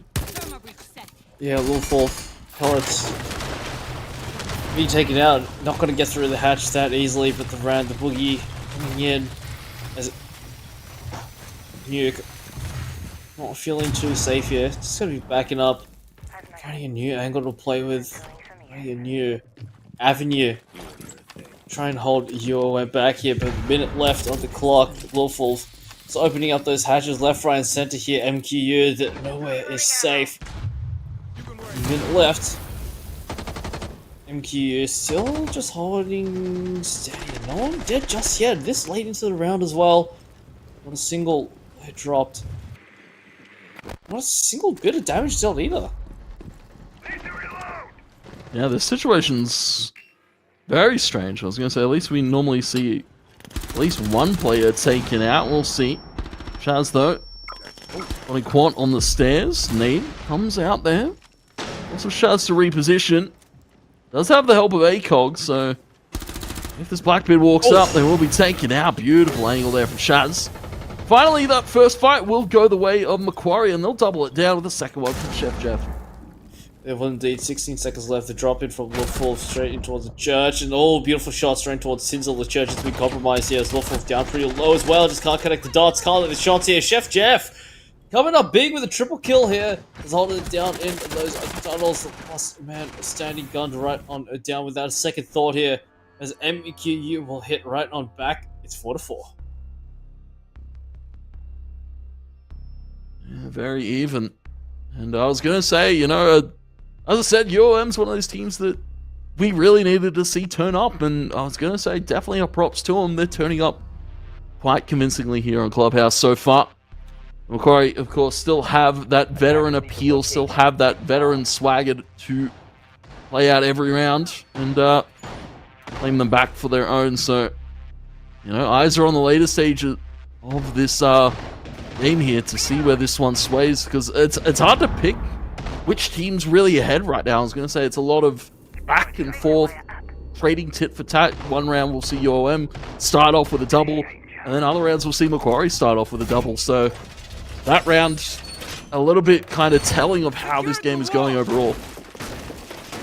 Yeah, I mean, it's really just neck and neck. Yeah, really. As I may have discounted UOM a little bit too early here. Definitely, well, I wasn't familiar with their game here, but they well and truly come here to game and to bring a serious competition against MQU here. It's 4-4. It's an even split. 3 rounds for both teams needed to pull through here. As Wolfwolf's going to be chucking in those pellets to break through those castle barricades here. It's now in the bedroom, in the gym. Are MQ going to be able to flex their muscles, or will they be put to bed here by UOM? As this one, still relatively chill, nothing really too fast paced going on here. Yeah, I think this one nice and steady. A very steady round so far. Feels like deja vu of our last one. Let's see. Breach charge put down there by Frenchie. As UOM maybe looking to take space towards the eastern side of things. Quant, of course, on the sledge. Already got it breaching in towards the sight lines, but of course you can see Macquarie. They're playing pretty safe. Nuke just going for an outside peek really quickly. Getting a little bit of info there for Macquarie. Let's go for a peek right up in. Oh, hello, Nuke. There's a couple of players hanging around here. Does have the nitro cell ready to toss on over the wall. Just waiting for the right opportunity. It's a frag, toss on in, flash, toss on in as well. The counter utility, no, coming here just yet. As Nuke still waiting, ready, but it's Chef Jeff. Taken out by Frenchie, but Tinsel going to trade one right on back. 4-4 now. As Nuke does take a lot of damage. Gonna be helped out by Shazzy joining him inside the cash room. Just holding these angles. These events. Swapping bags. A bit of a pest here, but oh, Nuke still hanging behind here. Waiting already, Shaz. Down though. Nuke in a really good position here. Oh, gotta be spotted out though. Down pretty low as well. Multiple angles to worry about. This might just be the final stand here as Nuke not gonna be allowed to fight any longer. Tinsel and ACOG need to do it all here. But even does go down with 33 seconds left on the clock. The revive to come in. 30 seconds left. Time is all the essence here. Toxic Babes tossed on in to keep UOM out. And this round is still very winnable here for MQU. Very winnable. As I said, Rez came through 3 versus 2 here for Macquarie. Maybe batten down the hatches here. ACOG, right peek there onto Huang over towards the window, looking for a beautiful angle. Oh! ACOG with the spray down of a century. Gifted that one for Macquarie. And they'll take it to the bank every single time. 5 rounds now to 4.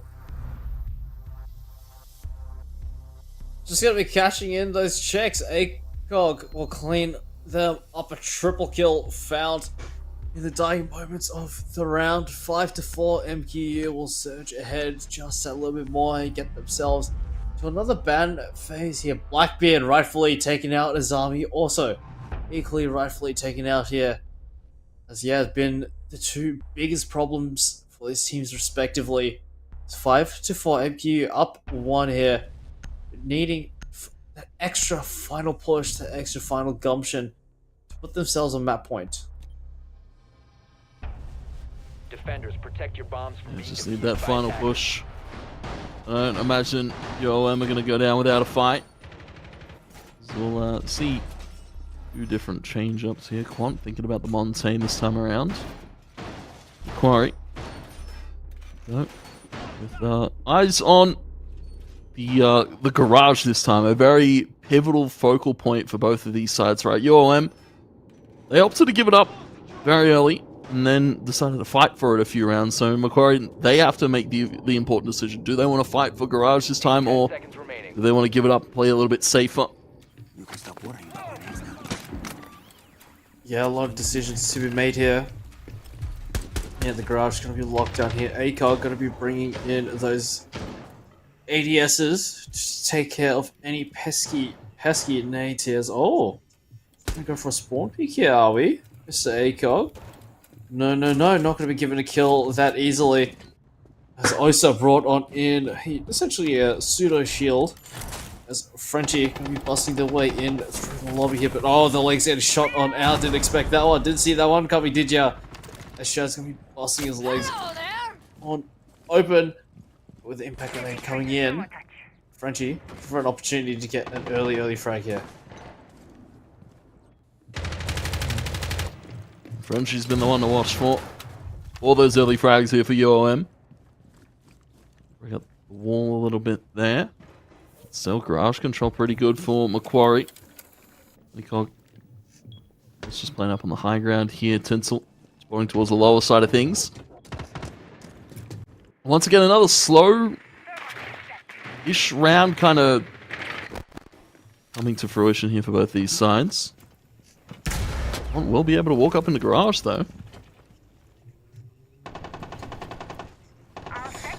Yeah, slowly but surely, UOM making the way into the garage here, putting a decent amount of pressure onto MQU here as Quant just standing there menacingly. As Frenchie taking a lot of damage here.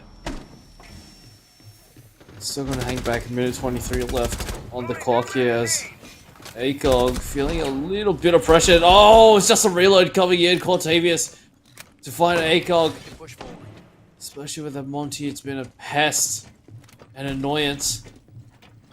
So that's garage handed over free of charge. With a minute left on the clock, this could get a little bit dicey. That's going to be interesting. It's also UOM Flood up on top here with all of the utility. Long, you're walking in there with a shield. Same with Quant. Corey, they need to be diligent about how they hold it down. Nuke's already taken out by Frenchie once again, opening it up for the side of UOM. We'll see Tinsel Chef Jeff now call to action. Chef Jeff. Oh, great piece of utility there. Will knock out Quant. Chef Jeff, a freebie for him. Retreats to the safety of stairs. Tinsel's found Frenchie as well. Oh, that's the diffuser dropped in a really, really bad spot here. As Events, you know, I'm gonna find kills of their own. Tinsel, last one standing. Reload, get some more shells. Right on in, but the shotgun blast to come on in. As Events, does he have time? They've got the diffuser, and they're going for the planting for Tinsel down below here with a shotgun. It's Tinsel to do it! Oh my god, from down below! There's just no time! As he tried to rip the defuse on the same spot as Tinsel, all he had to do is just wait for the ping and blast away with a shotgun, and that was an absolute robbery of a round straight from the hands of UOM as MKU put themselves a map point here. Yeah, that's a heartbreaker to say the least. That shouldn't happen in a million years, but Tinsel's just given the freedom to shoot from down below with the shotgun. Unfortunate here for UOM, and now, well, just when you thought it's a closer game, Bombs if they can. Macquarie have found their footing to potentially close it out here in this first one. UOM, though, they can't think about that now. They can't think about the unfortunate situation that just befell them in that last one. Shake it off and go next. Corner prep to heal. Loading full magazine. Yeah, that's just unfortunate here, as it's a pretty costly slip up. As MKU, they'll create a divide 6-4 now. As MKU, they just need to strap themselves in and just pull through with this final round here. UOM have put up a good fight here, but MKU, they have the opportunity to end it here right now. As we're now into the action phase, a very important one right now for UOM. They've opted for the sledge here for Quant, so interesting change up. I was going to say Frenchie. Eyes on them, right? I was going to say, as we said, been opening up some of these rounds for UOM. Rounds that they've picked up have been, 1-2 kills on the opener from Frenchie. We need the rest of them really to show up. I was going to say, it's a little bit of a quieter game from Evans.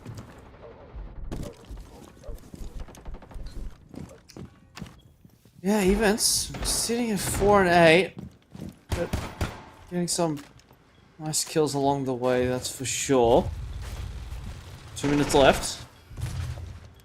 As MQ, they have a solid team comp to get this one done. Quantavious, a little bit of damage as well. The shots coming in back and forth here. Spike's toss on into Nuke in a pretty rough situation here. Frenchie, gotta take him out. Frenchie has been such a nuisance, especially on that line here. As Nuke is stick in the mud, gonna get snapped right in half here. Is it your way with the man advantage now?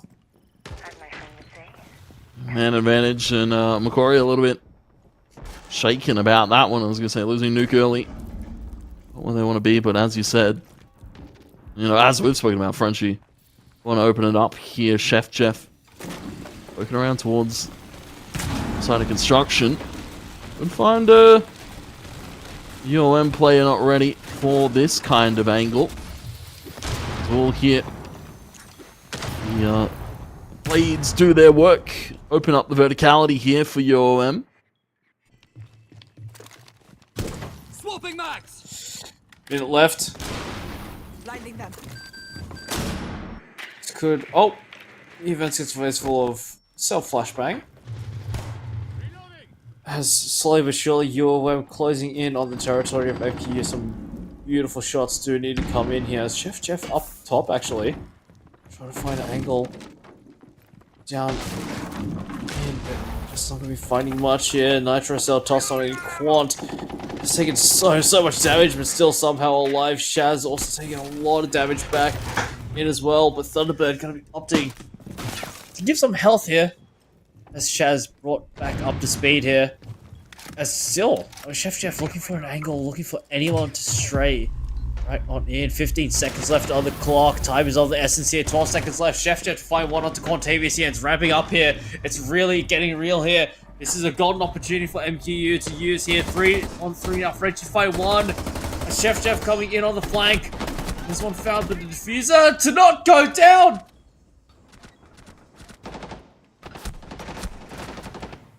Oh dear.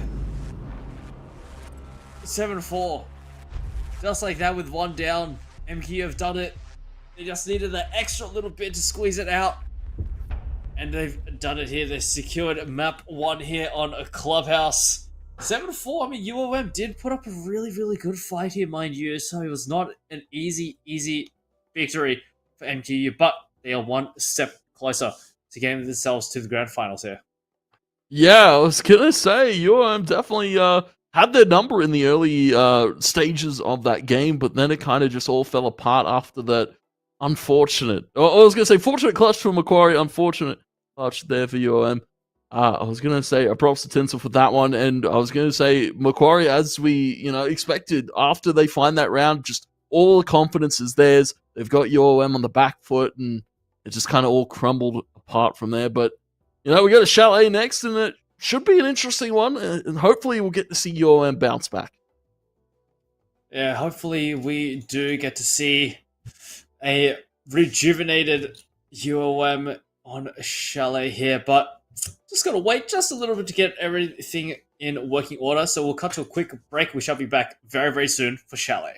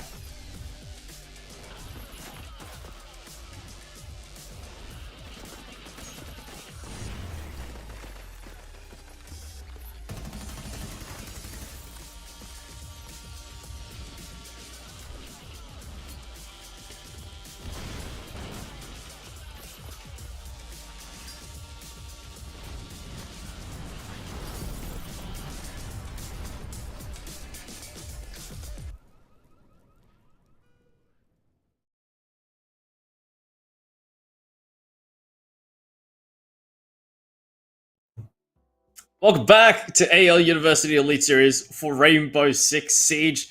It was a pretty close map one, but MQU found just that little extra edge to get themselves on through. It was a very, very nice battle going out in Clubhouse, but next we do go to Chalet. It's gonna get ice cold here as MQU up one map here, so just need to be taking out Chalet to take out the 2-0 here, but UOM have definitely got what it takes to bring this one back from what we saw previously. Just a couple of rounds slipped out of their hands.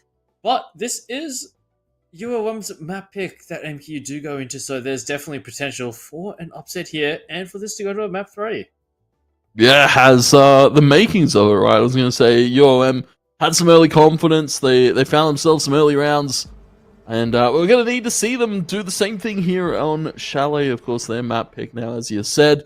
But, you know, Macquarie, as we expected to take an early lead, an early 1-0 on their board. And I was going to say, will we see anything crazy here in terms of the bans here? Because I was going to say we didn't see, anything too out of pocket, I feel like, for our last one. But, you know, this one has the makings of some crazy bans. Shouldn't really be the case, as, yeah, I mean, just these first bans coming on through it as Army and Ace taken out. It's kind of the hallmark that nothing really egregious, nothing too out of the ordinary is going to happen. Yeah, Blackbeard and Mira gone, Zami, Ace gone, so really no surprises there. Ace and Mira are really the ones that are pretty much a permanent ban here in R6. Blackbeard thrown out as well. Gonna be up top now in the master bedroom in the office. ACOG gonna be bringing in the Castle Larini. So those classic trap openers, of course. Legion brought in.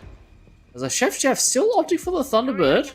Gonna be carrying that over from Clubhouse, of course, is UOM. Frenchie, once again on the line. There's quite a force to be reckoned with. This event's gonna be on the Nomad. So, MQ on the defense, UOM on the attack. We're on for Chalet here. MQU with one more map needed, but UOM need to carry out a reverse sweep to bring this one back into the favor to secure a grand final appearance at LAN at PAX. It should be interesting to see how this one fares. Of course, getting up the castle walls early, ACOG. We'll see. Nope. Time to go for a spawn here.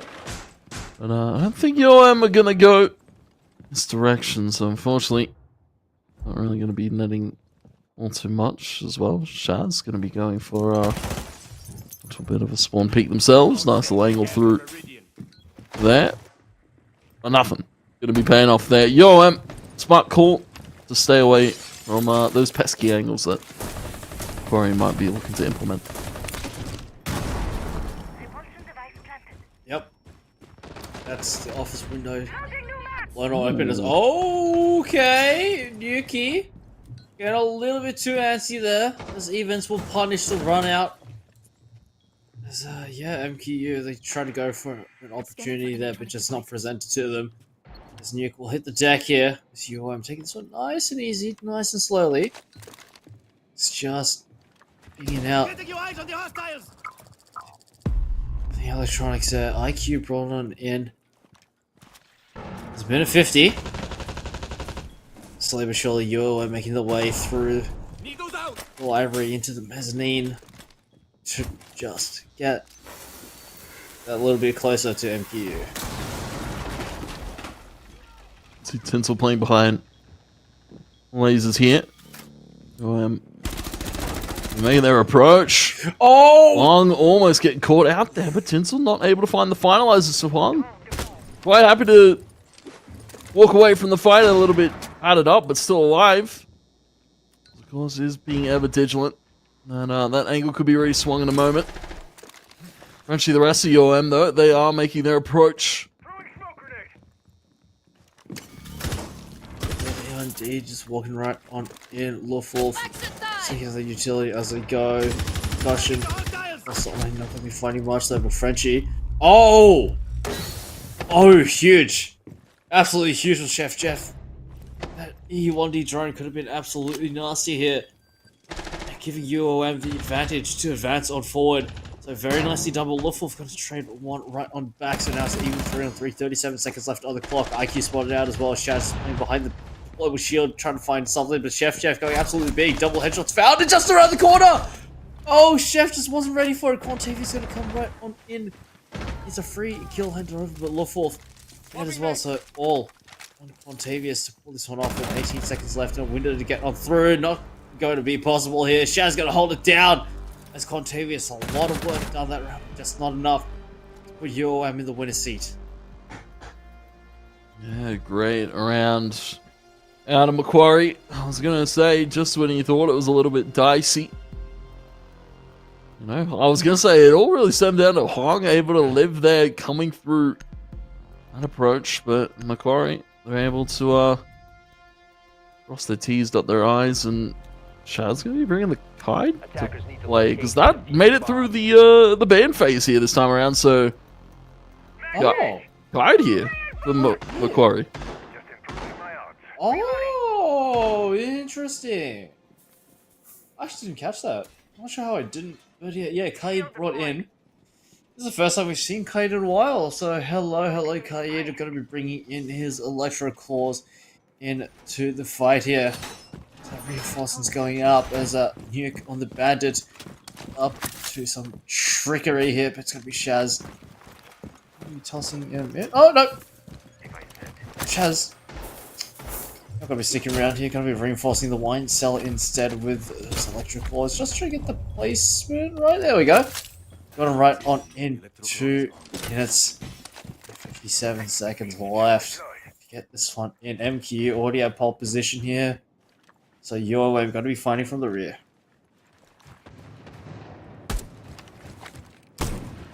They're going to be steady on their approach. The drone is ready to go. Even's going to be the Montaigne this time around, so changed up a few things. Dokkaebi as well for Quant. But yeah, you know, it's, as you said, Kai going to be a very interesting one to watch here for Shaz. Snook. Pretty diligent here. Cautious of the potential of that wall coming down in just a second. We'll be reinforcing it here.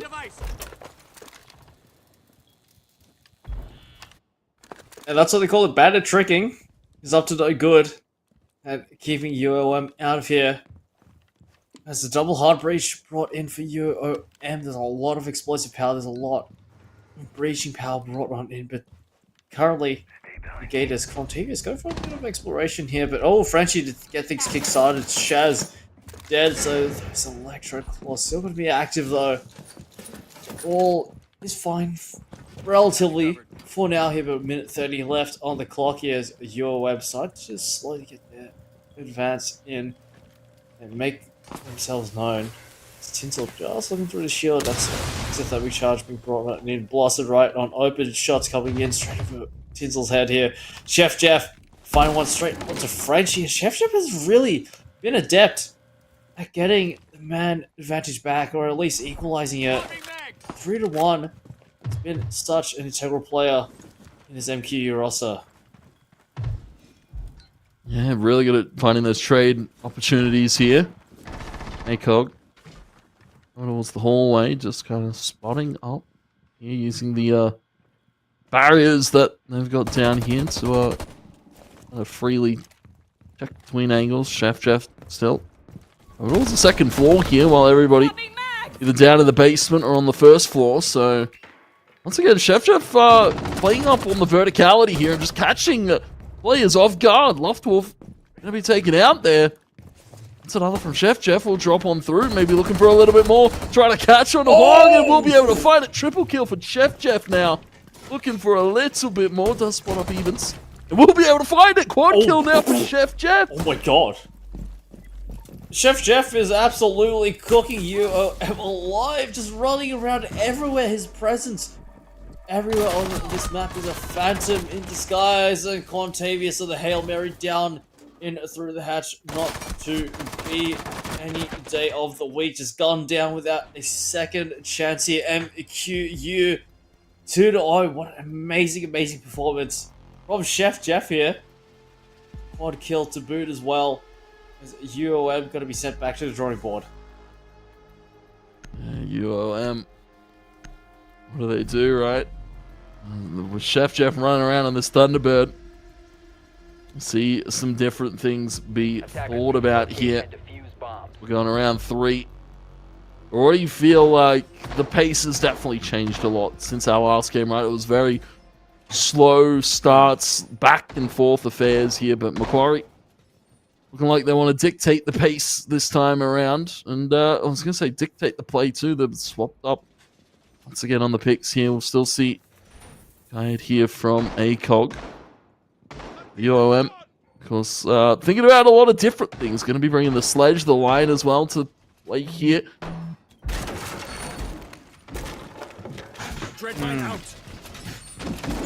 Yeah, you're going to be bringing the Fenry as well. Nice addition.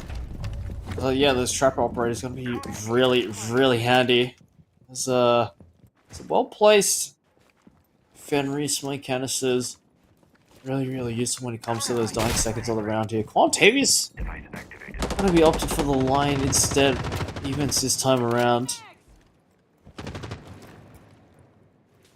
As we're on for another round here. Hopefully, UOM can pull through, get themselves on the board here.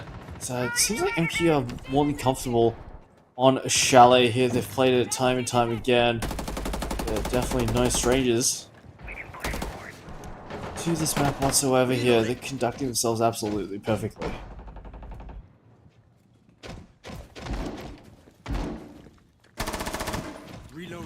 Taking out the drones there, deep angle from Shaz.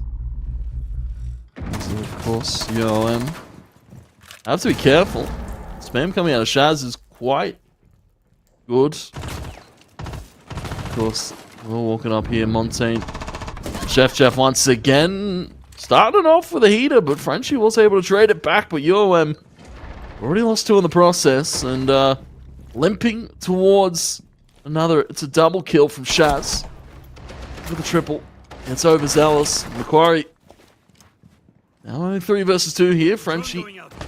Quant trying to walk it up. Frenchie will fall, and it's just Quant now to try and get the diffuser back. So, of course, 2 versus 1. Nope. 2v1 now. There's a minute 15 left. Quantavius trying to make his way on through. Tinsel just on the other side of the doorway here. Quantavius tagged up as well as Tinsel.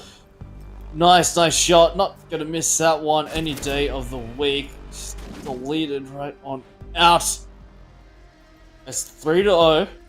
MQU now. This is UOM really feeling the heat. And we'll go to the ban phase here once again. What what's the call, right? Is it Kaid or is it... Yeah, not definitely Kaid. Yep. Expected here. Monte being taken away by the side of Macquarie. I was going to say I kind of respect it, right, for UOM. You know, the fact that Kaid got let through in the initial stages was crazy to see. Yeah, I mean, Kaid is a very, very useful anti-breach operator to have finally taken out of the mix, taken out of the fray here will be Kaid, of course. Yeah, 3-0. It's a pretty daunting, condemning scoreline for UOM as yeah, these rounds haven't been pretty close as of yet. As MQU, they are more than happy to grant UOM pretty swift death here. Oh! Yuki's gone for the Rook! Oh, I just clocked it, he's gone for Rook with a shotgun! Yeah, I was waiting for it. I was gonna say, I was like, oh yeah, the Rook? Alright. Not respectable. Okay. Okay. Alright. I like what I'm seeing here. I really like what I'm seeing here. This is good. I think Quant for a little bit of a sneakier approach here. Getting a better angle. Stealthy towards the gaming room here to spot up one. Oh, hello.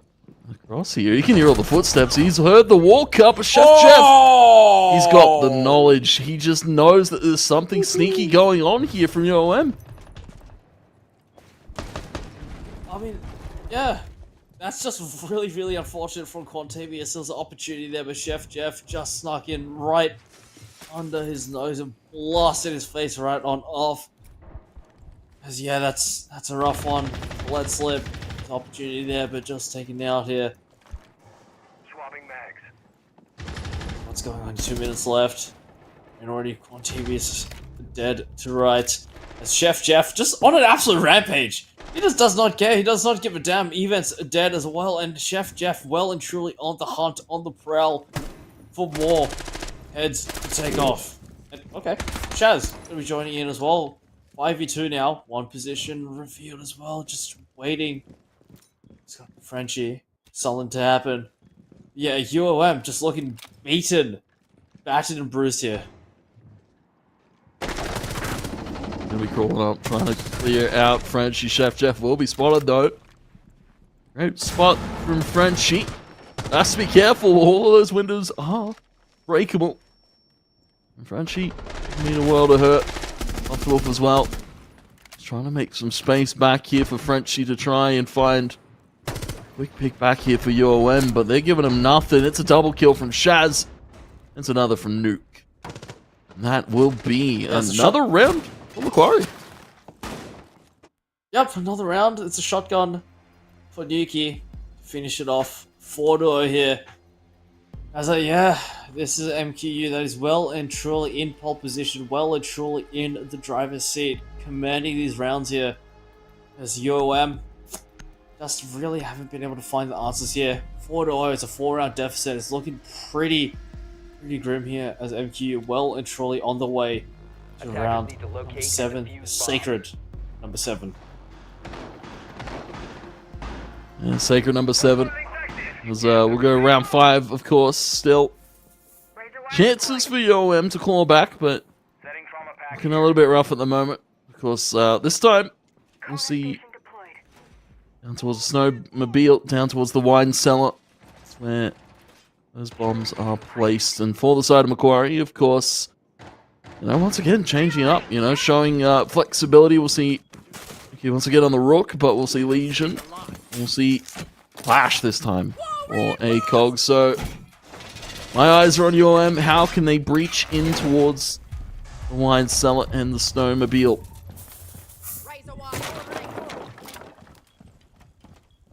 Who knows? Who knows what they'll do here? And oh, Huang already taken out here. Should be a nasty spawn peak to come on the helipad. I have a sneaky suspicion that Chef Jeff had definitely something to do with this. As a Shaz find Quantavious. One, let's get 5 tipper with very low HP. Look a little bit dangerous here, but oh, finally! Chef his rate of terror is over here, taken out by events. So now, even 44 Boogie going out, kind of ripping up the ceiling. So be careful about Fred now. Tinsel. Able to find out Frenchie there. Blowtorch came out to try and get UOM some angles. Drone will go up the stairs here. We'll spot out Tinsel, I believe. Wolf. It's kind of spamming away towards the lower there, trying to get a sightline into Snowmobile.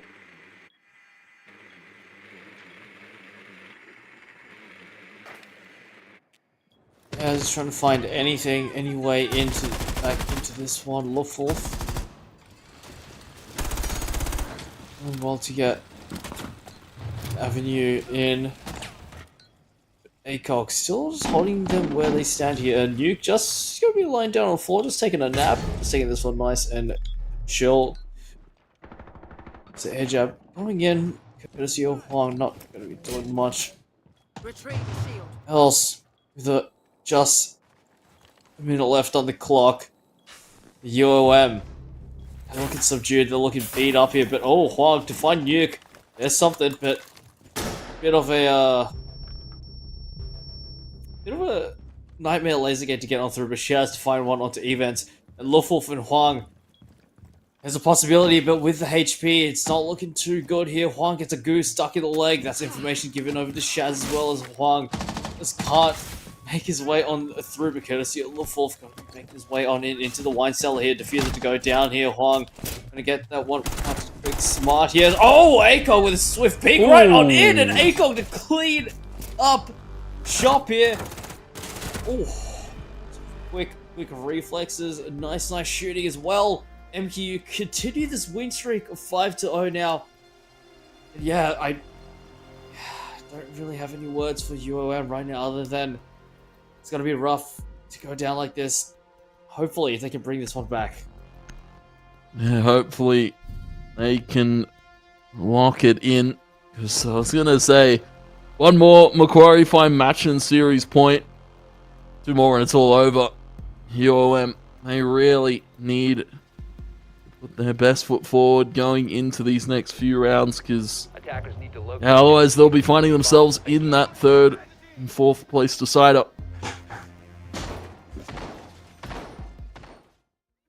Oh, got a bit of something going on here, but yeah, I mean, there's really not much else to say other than that it's just an really MQU tear going on through, really, 5-0. As yeah, it's a pretty condemning scoreline as UOM haven't really been able to put something 10 up seconds here. left. As yeah, operator switches coming 5 seconds in remaining. from UOM here, MQU. Gonna be in the kitchen, trying to cook something up here. 5-0. This is the last round before the side switch does come on in. MQU really well and truly on the way to 7. It's going to be interesting. We'll see. Once again, early presence taken. And cheat. Spotting for drones. I was going to say, it's interesting to see Nuke now on towards the Frost of all things, right? A little bit more defensive of a operator here for Macquarie. So, you know, I was going to say, I feel like Macquarie's shown a lot of flexibility in terms of what they bring to the table as well. Nuke already going to be taken out there. Quan picking it up an early one, but a great trade back from ACOG. Yeah. Oh, just unfortunate. Taking out there. It was a nice kill straight onto Nuke, but ACOG there ready and waiting for the trade to come in. Just under a minute left on the clock. Just under 2 minutes left on the clock now. As Luftwolf taking a lot of flak damage as well coming in, so definitely not going to leave this one unscathed. Just waltzing right on in. That's the Habana pellets going in on the wall. I'm going to try and break on through. Is Tinsel getting a little bit mobile as well? Chef Jeff looking for the extra kill. Just can't find the headshot though. Drop right on back. A new angle of attack. UOM no better than to push this and try and put MQU in a bit of a pickle, because MQU, even in a bit of a tough situation, they could still prove to be quite the force to be reckoned with. Yeah, Tinsel taking a little bit early damage. Backing off, playing a little bit safer. That's the only one really on the 2nd floor. ACOG, Chef Jeff. Go towards the 1st floor here, Thunderbird. Get Chef back up to a healthy state. See Luftwolf. Yo, try to make their approach here, but they have to be careful. At range, it is going to be Chef Jeff taking the shots. Tinsel with another, and now down to the 3 versus 2. Crunchy evens, now just evens. It's a beautiful shot down range from ACOG. We'll be able to find the one trade back onto Chef Jeff. 2 versus 1 now. And not to be. Tinsel with the crash out with a drop shot straight on in. Just like that. 6-0. It's match point. The worst nightmares for UOM have been realized here. 6-0. Just one more is all MQU need to seize victory here. And a brief pause coming in as the players get themselves sorted out here. You know, a couple of tech issues here and there. It happens. It's all fine. It's all good. Yeah, I was gonna say it always the nature of these things, right? Hopefully we'll get it sorted quickly. Because, you know, this is a very important game right now for the side of UOM, right? Down 6-0 against the likes of Macquarie. And I was going to say, staring down the potential of going towards that 3rd and 4th place match. And Macquarie, one away from booking their spot in the grand finals over at PAX. It's going to be, I feel, very, very important for the bands here, right? I was going to say Macquarie, as they've shown flexibility, and I was going to say the ability to adapt as well. I was going to say, you know, they saw that the Kaid was available, so they just kind of took it and rolled with it, and that's why we saw your immediately like, all right, we need to get rid of that. That's a problem, right? Yeah, I mean, they're really, really good at identifying these key problems here and, you know, nullifying them and making sure that they're dealt with absolutely swiftly here, and that's exactly what MQ have done. I mean, the scoreline says it all. It's a 6-0. It's a very, very disparaging scoreline, especially if you're UOM coming off of a not exactly 100% successful, but a pretty solid previous map. I mean, 7-4. I mean, the scoreline doesn't really do it justice. Some of these rounds were really, really close, and UOM did put up a really, really good fight on Clubhouse, but this is now the map pick of UOM. This is the map that they've deemed to be, I mean, the best at and the most comfortable with, but this is anything but comfortable. This is uncomfortable, in fact. The scoreline 6-0. I mean, you're going to need one hell of a comeback story to try and come back for this one and to have another shot, essentially, at getting to the grand final. Because, mind you, if MQU somehow, some way managed to choke their way through and UOM managed to win this one out, there's still another map to go through. So this is quite the daunting task. This is quite a mountain that UOM need to climb here. And I don't know, I hate to say it, but I don't think they got what it takes to do this here. And MQU in pole position well and truly to finish this one off. Yeah, well and truly in the situation to book their spot in the grand finals. Of course, we'll come back to Vans here, and I was going to say Kaid taken out Blackbeard as well here from the side of UOM, so a lot of kind of what we expected, right? Blitz taken away, Clash, so, you know, Montaigne's in there if they want to bring that one to fruition, but yeah, for UOM, now defense, Macquarie attack, and Ying and Glaz being thought about here for ACOG and Nuke. I kind of have a feeling about what's going on here.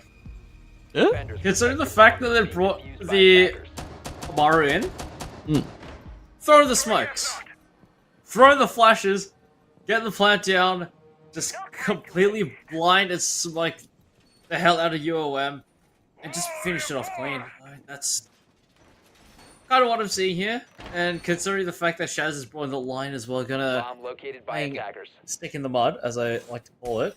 So MQ, you're looking to deliver the final mercy kill to UOM to tie this off 7-0, but if UOM have anything to say about it, this is a fresh new half, it's a fresh new start here for UOM. I believe that's a T'Chaka as well from Wong, so we've seen a lot of interesting things being brought to the table here for this potential final round. Macquarie bringing out some interesting things, UOM as well, and of course going to be seeing no attempted spawns peaks here by the side of UOM. They're keeping it clean. Want to fight with inside the building. Yep, we're off into what could possibly be the last round we see here. Yep, I mean, exactly what I said. Just look at all those flashes! Oh my goodness, Jeff to do it as well. Luftwaffe found on the flank is rushing right on in. Shotgun blast, not going to hit its mark. Frenchie gonna be fighting Chef Jeff. The diffuser is down, but MQ suffering a decent amount of damage. Nuke just coming in from the back stairs. It's Quantavious and Huang discovered as well. And that's Nuke on the flank. Gonna be fighting Huang 3-3 now. As Shaz just on the rappel, just waiting. This is a pretty sticky situation. 20 seconds left. As Shaz to find Frenchie. This looks all but done here. UOM 2-1 now. Oh. Just like that, MQ, finish it off in a swift 2-0. Absolutely no mercy. 7-2-0. It's a flawless victory. Finish off this flawless series 2-0 to MQ as they will find themselves in the grand finals, going toe-to-toe with UQ at PAX Australia. Yeah, very interesting close to that one, but props to Macquarie. They looked very dominant throughout that series. I was going to say, it looked a little bit shaky in that first map there on Clubhouse, but they were able to lock in there for Chalet and get it done. And yeah, as you said, book their spot in the grand finals. And well, unfortunately for UOM, that one will mean they still get to play at PAX Australia, but they will be down in that 3rd and 4th place decider with the likes of UNSW. So, props to Macquarie making it, I guess, as we expected, right? We didn't want to lock it in just yet, but, it was kind of expected that Macquarie were the heavy favorites going into this game, but props to them. They held their nerve, especially after it looked shaky in that first map. Yeah, I mean, UOM, they really did put the best foot forward on the first map on Clubhouse. They really did give it a red-hot go. Yeah, just kind of fell silence in map 2 here as MQU just complete domination across the board, across all fronts. As they well and truly shut UOM out of that one. There's no hopes of them reaching the map 3 decider. So once again, congratulations to MQU for reaching the grand finals, and of course, commiserations to UOM. They will find themselves in the 3rd place decider. But yeah, I mean, like you said, Tony, they still do manage to get to PAX. They still manage to get to play at LAN, which of course is an entire beast of its own. Is a completely unique opportunity.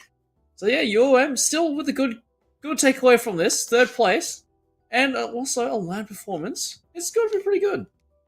Yeah, can't be bad. Can't hate here, I was going to say, for either of these sides, but yeah, it's going to be interesting as well. As you said, LAN's a little bit of a different beast, and we'll get to see how nerves play a faction into to some of those matches here, because I imagine teams like our 2 grand finalists are probably going to be the more confident of the 4 teams there. As you said, a ton of pro level experience, semi-pro level experience between 2 of those teams in that grand final. But as well, that 3rd, 4th place decider, I was going to say nerves are probably definitely a thing that's going to weigh on their mind a little bit. And I was going to say, keen to see it all unfold going into the PAX weekend, of course. Yeah, also PAX weekend, not that far either. Just 2 weeks until we do get to see these teams perform to the best of their abilities on LAN as well. But yeah, I mean, what an absolute series it's been. What an absolute season it's been as well, just following these narratives that these teams have created throughout the entire season. It's been amazing following them week after week after week. Every single week just brought something new, something interesting, and just following the stories, these origin stories of these teams has really been rewarding and also very, very exciting. Yeah, absolutely. I was going to say, we've seen Macquarie go from strength to strength throughout the season, right? They're one of those teams that, had a lot of the heavy hitter names, but of course, it's always about how you can put all of the pieces together to make a perfect puzzle there. And for Macquarie, it really paid off for them throughout the season. I was going to say, for UOM, still kind of working out the kinks a little bit there, but of course, they made it to playoffs. They're pretty chuffed about that. UNSW as well, one of those teams that's kind of working out the kinks. But both those teams, I have to say, 3rd, 4th, still a pretty good showing for their season overall. Yeah, and we're going to pick apart MQ's brain a little bit here because we do have an interview on the line here with Shaz. Welcome here. What's good, fellas? Good to see you all. Shield Jesus has arrived, self-proclaimed and well-known as the Blitz Man. What can I say? I've got the drip on tonight, and I just came here to impress.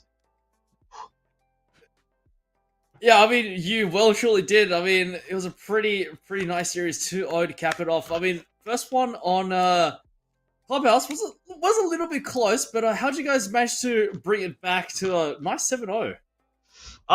Well, first game was a bit risky. I will say, I'm not going to blame anyone, but we all played well. It was just, I think we're warming up a bit. And the other team, they did play really well, regardless. I mean, they're a great team. So, can't really put them down for that. But we do suck at Clubhouse. Very well known. But yeah.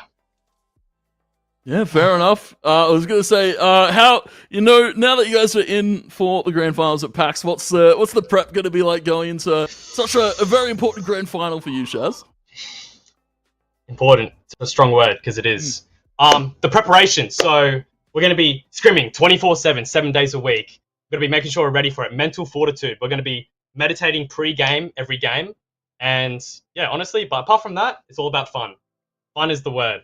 Is we're just there to have a good time and make some memories. Yeah, I mean that's what it's about. And once again, congratulations, Shaz, to you and your team. I mean, you guys have rightfully gotten yourself a place at the grand final here. So huge shout out to you guys, and hope to see you guys play. Oh, I can't wait. It's great talking to everyone, and yeah, that I could be here tonight. Yeah, good to have you here, brother.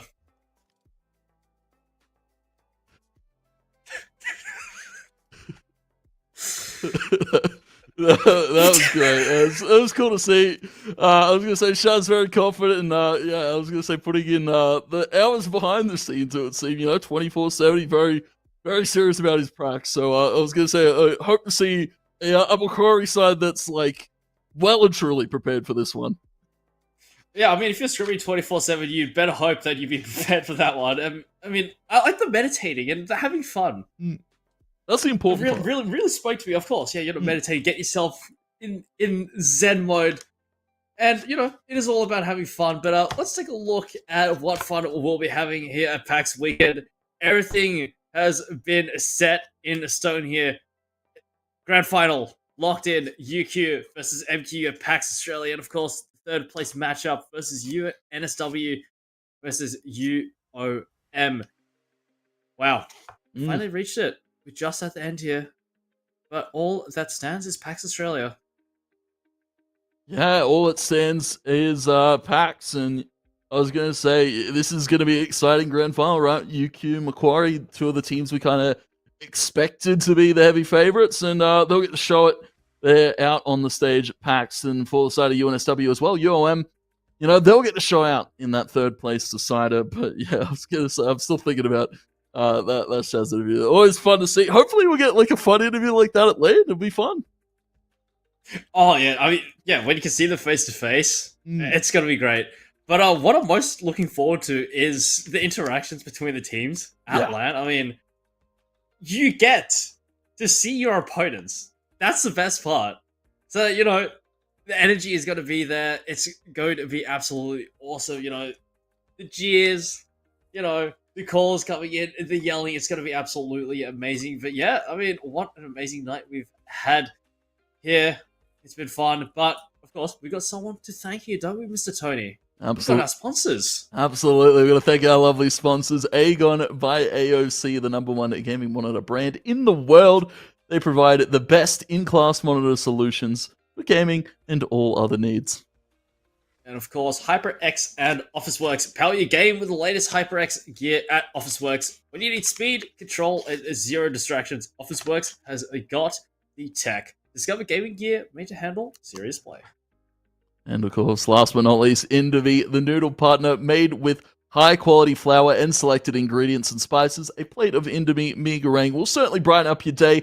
Try any one of the flavors. It's available today at your local grocer or at indomie.com.au. Again, Oni, shout out to our sponsors. Couldn't have done the season without them, Yeah, we definitely could not have. We do love their continued support. But yeah, Tony, it's been an absolute great night of Siege. And yeah, it's all over. We just got packs left. Yeah, absolutely. I was going to say, keen to rock up at PAX and see how it all breaks down. Of course, you can follow AU Esports League on all platforms to keep up with the action. And yeah, Oni, we'll see you guys at PAX.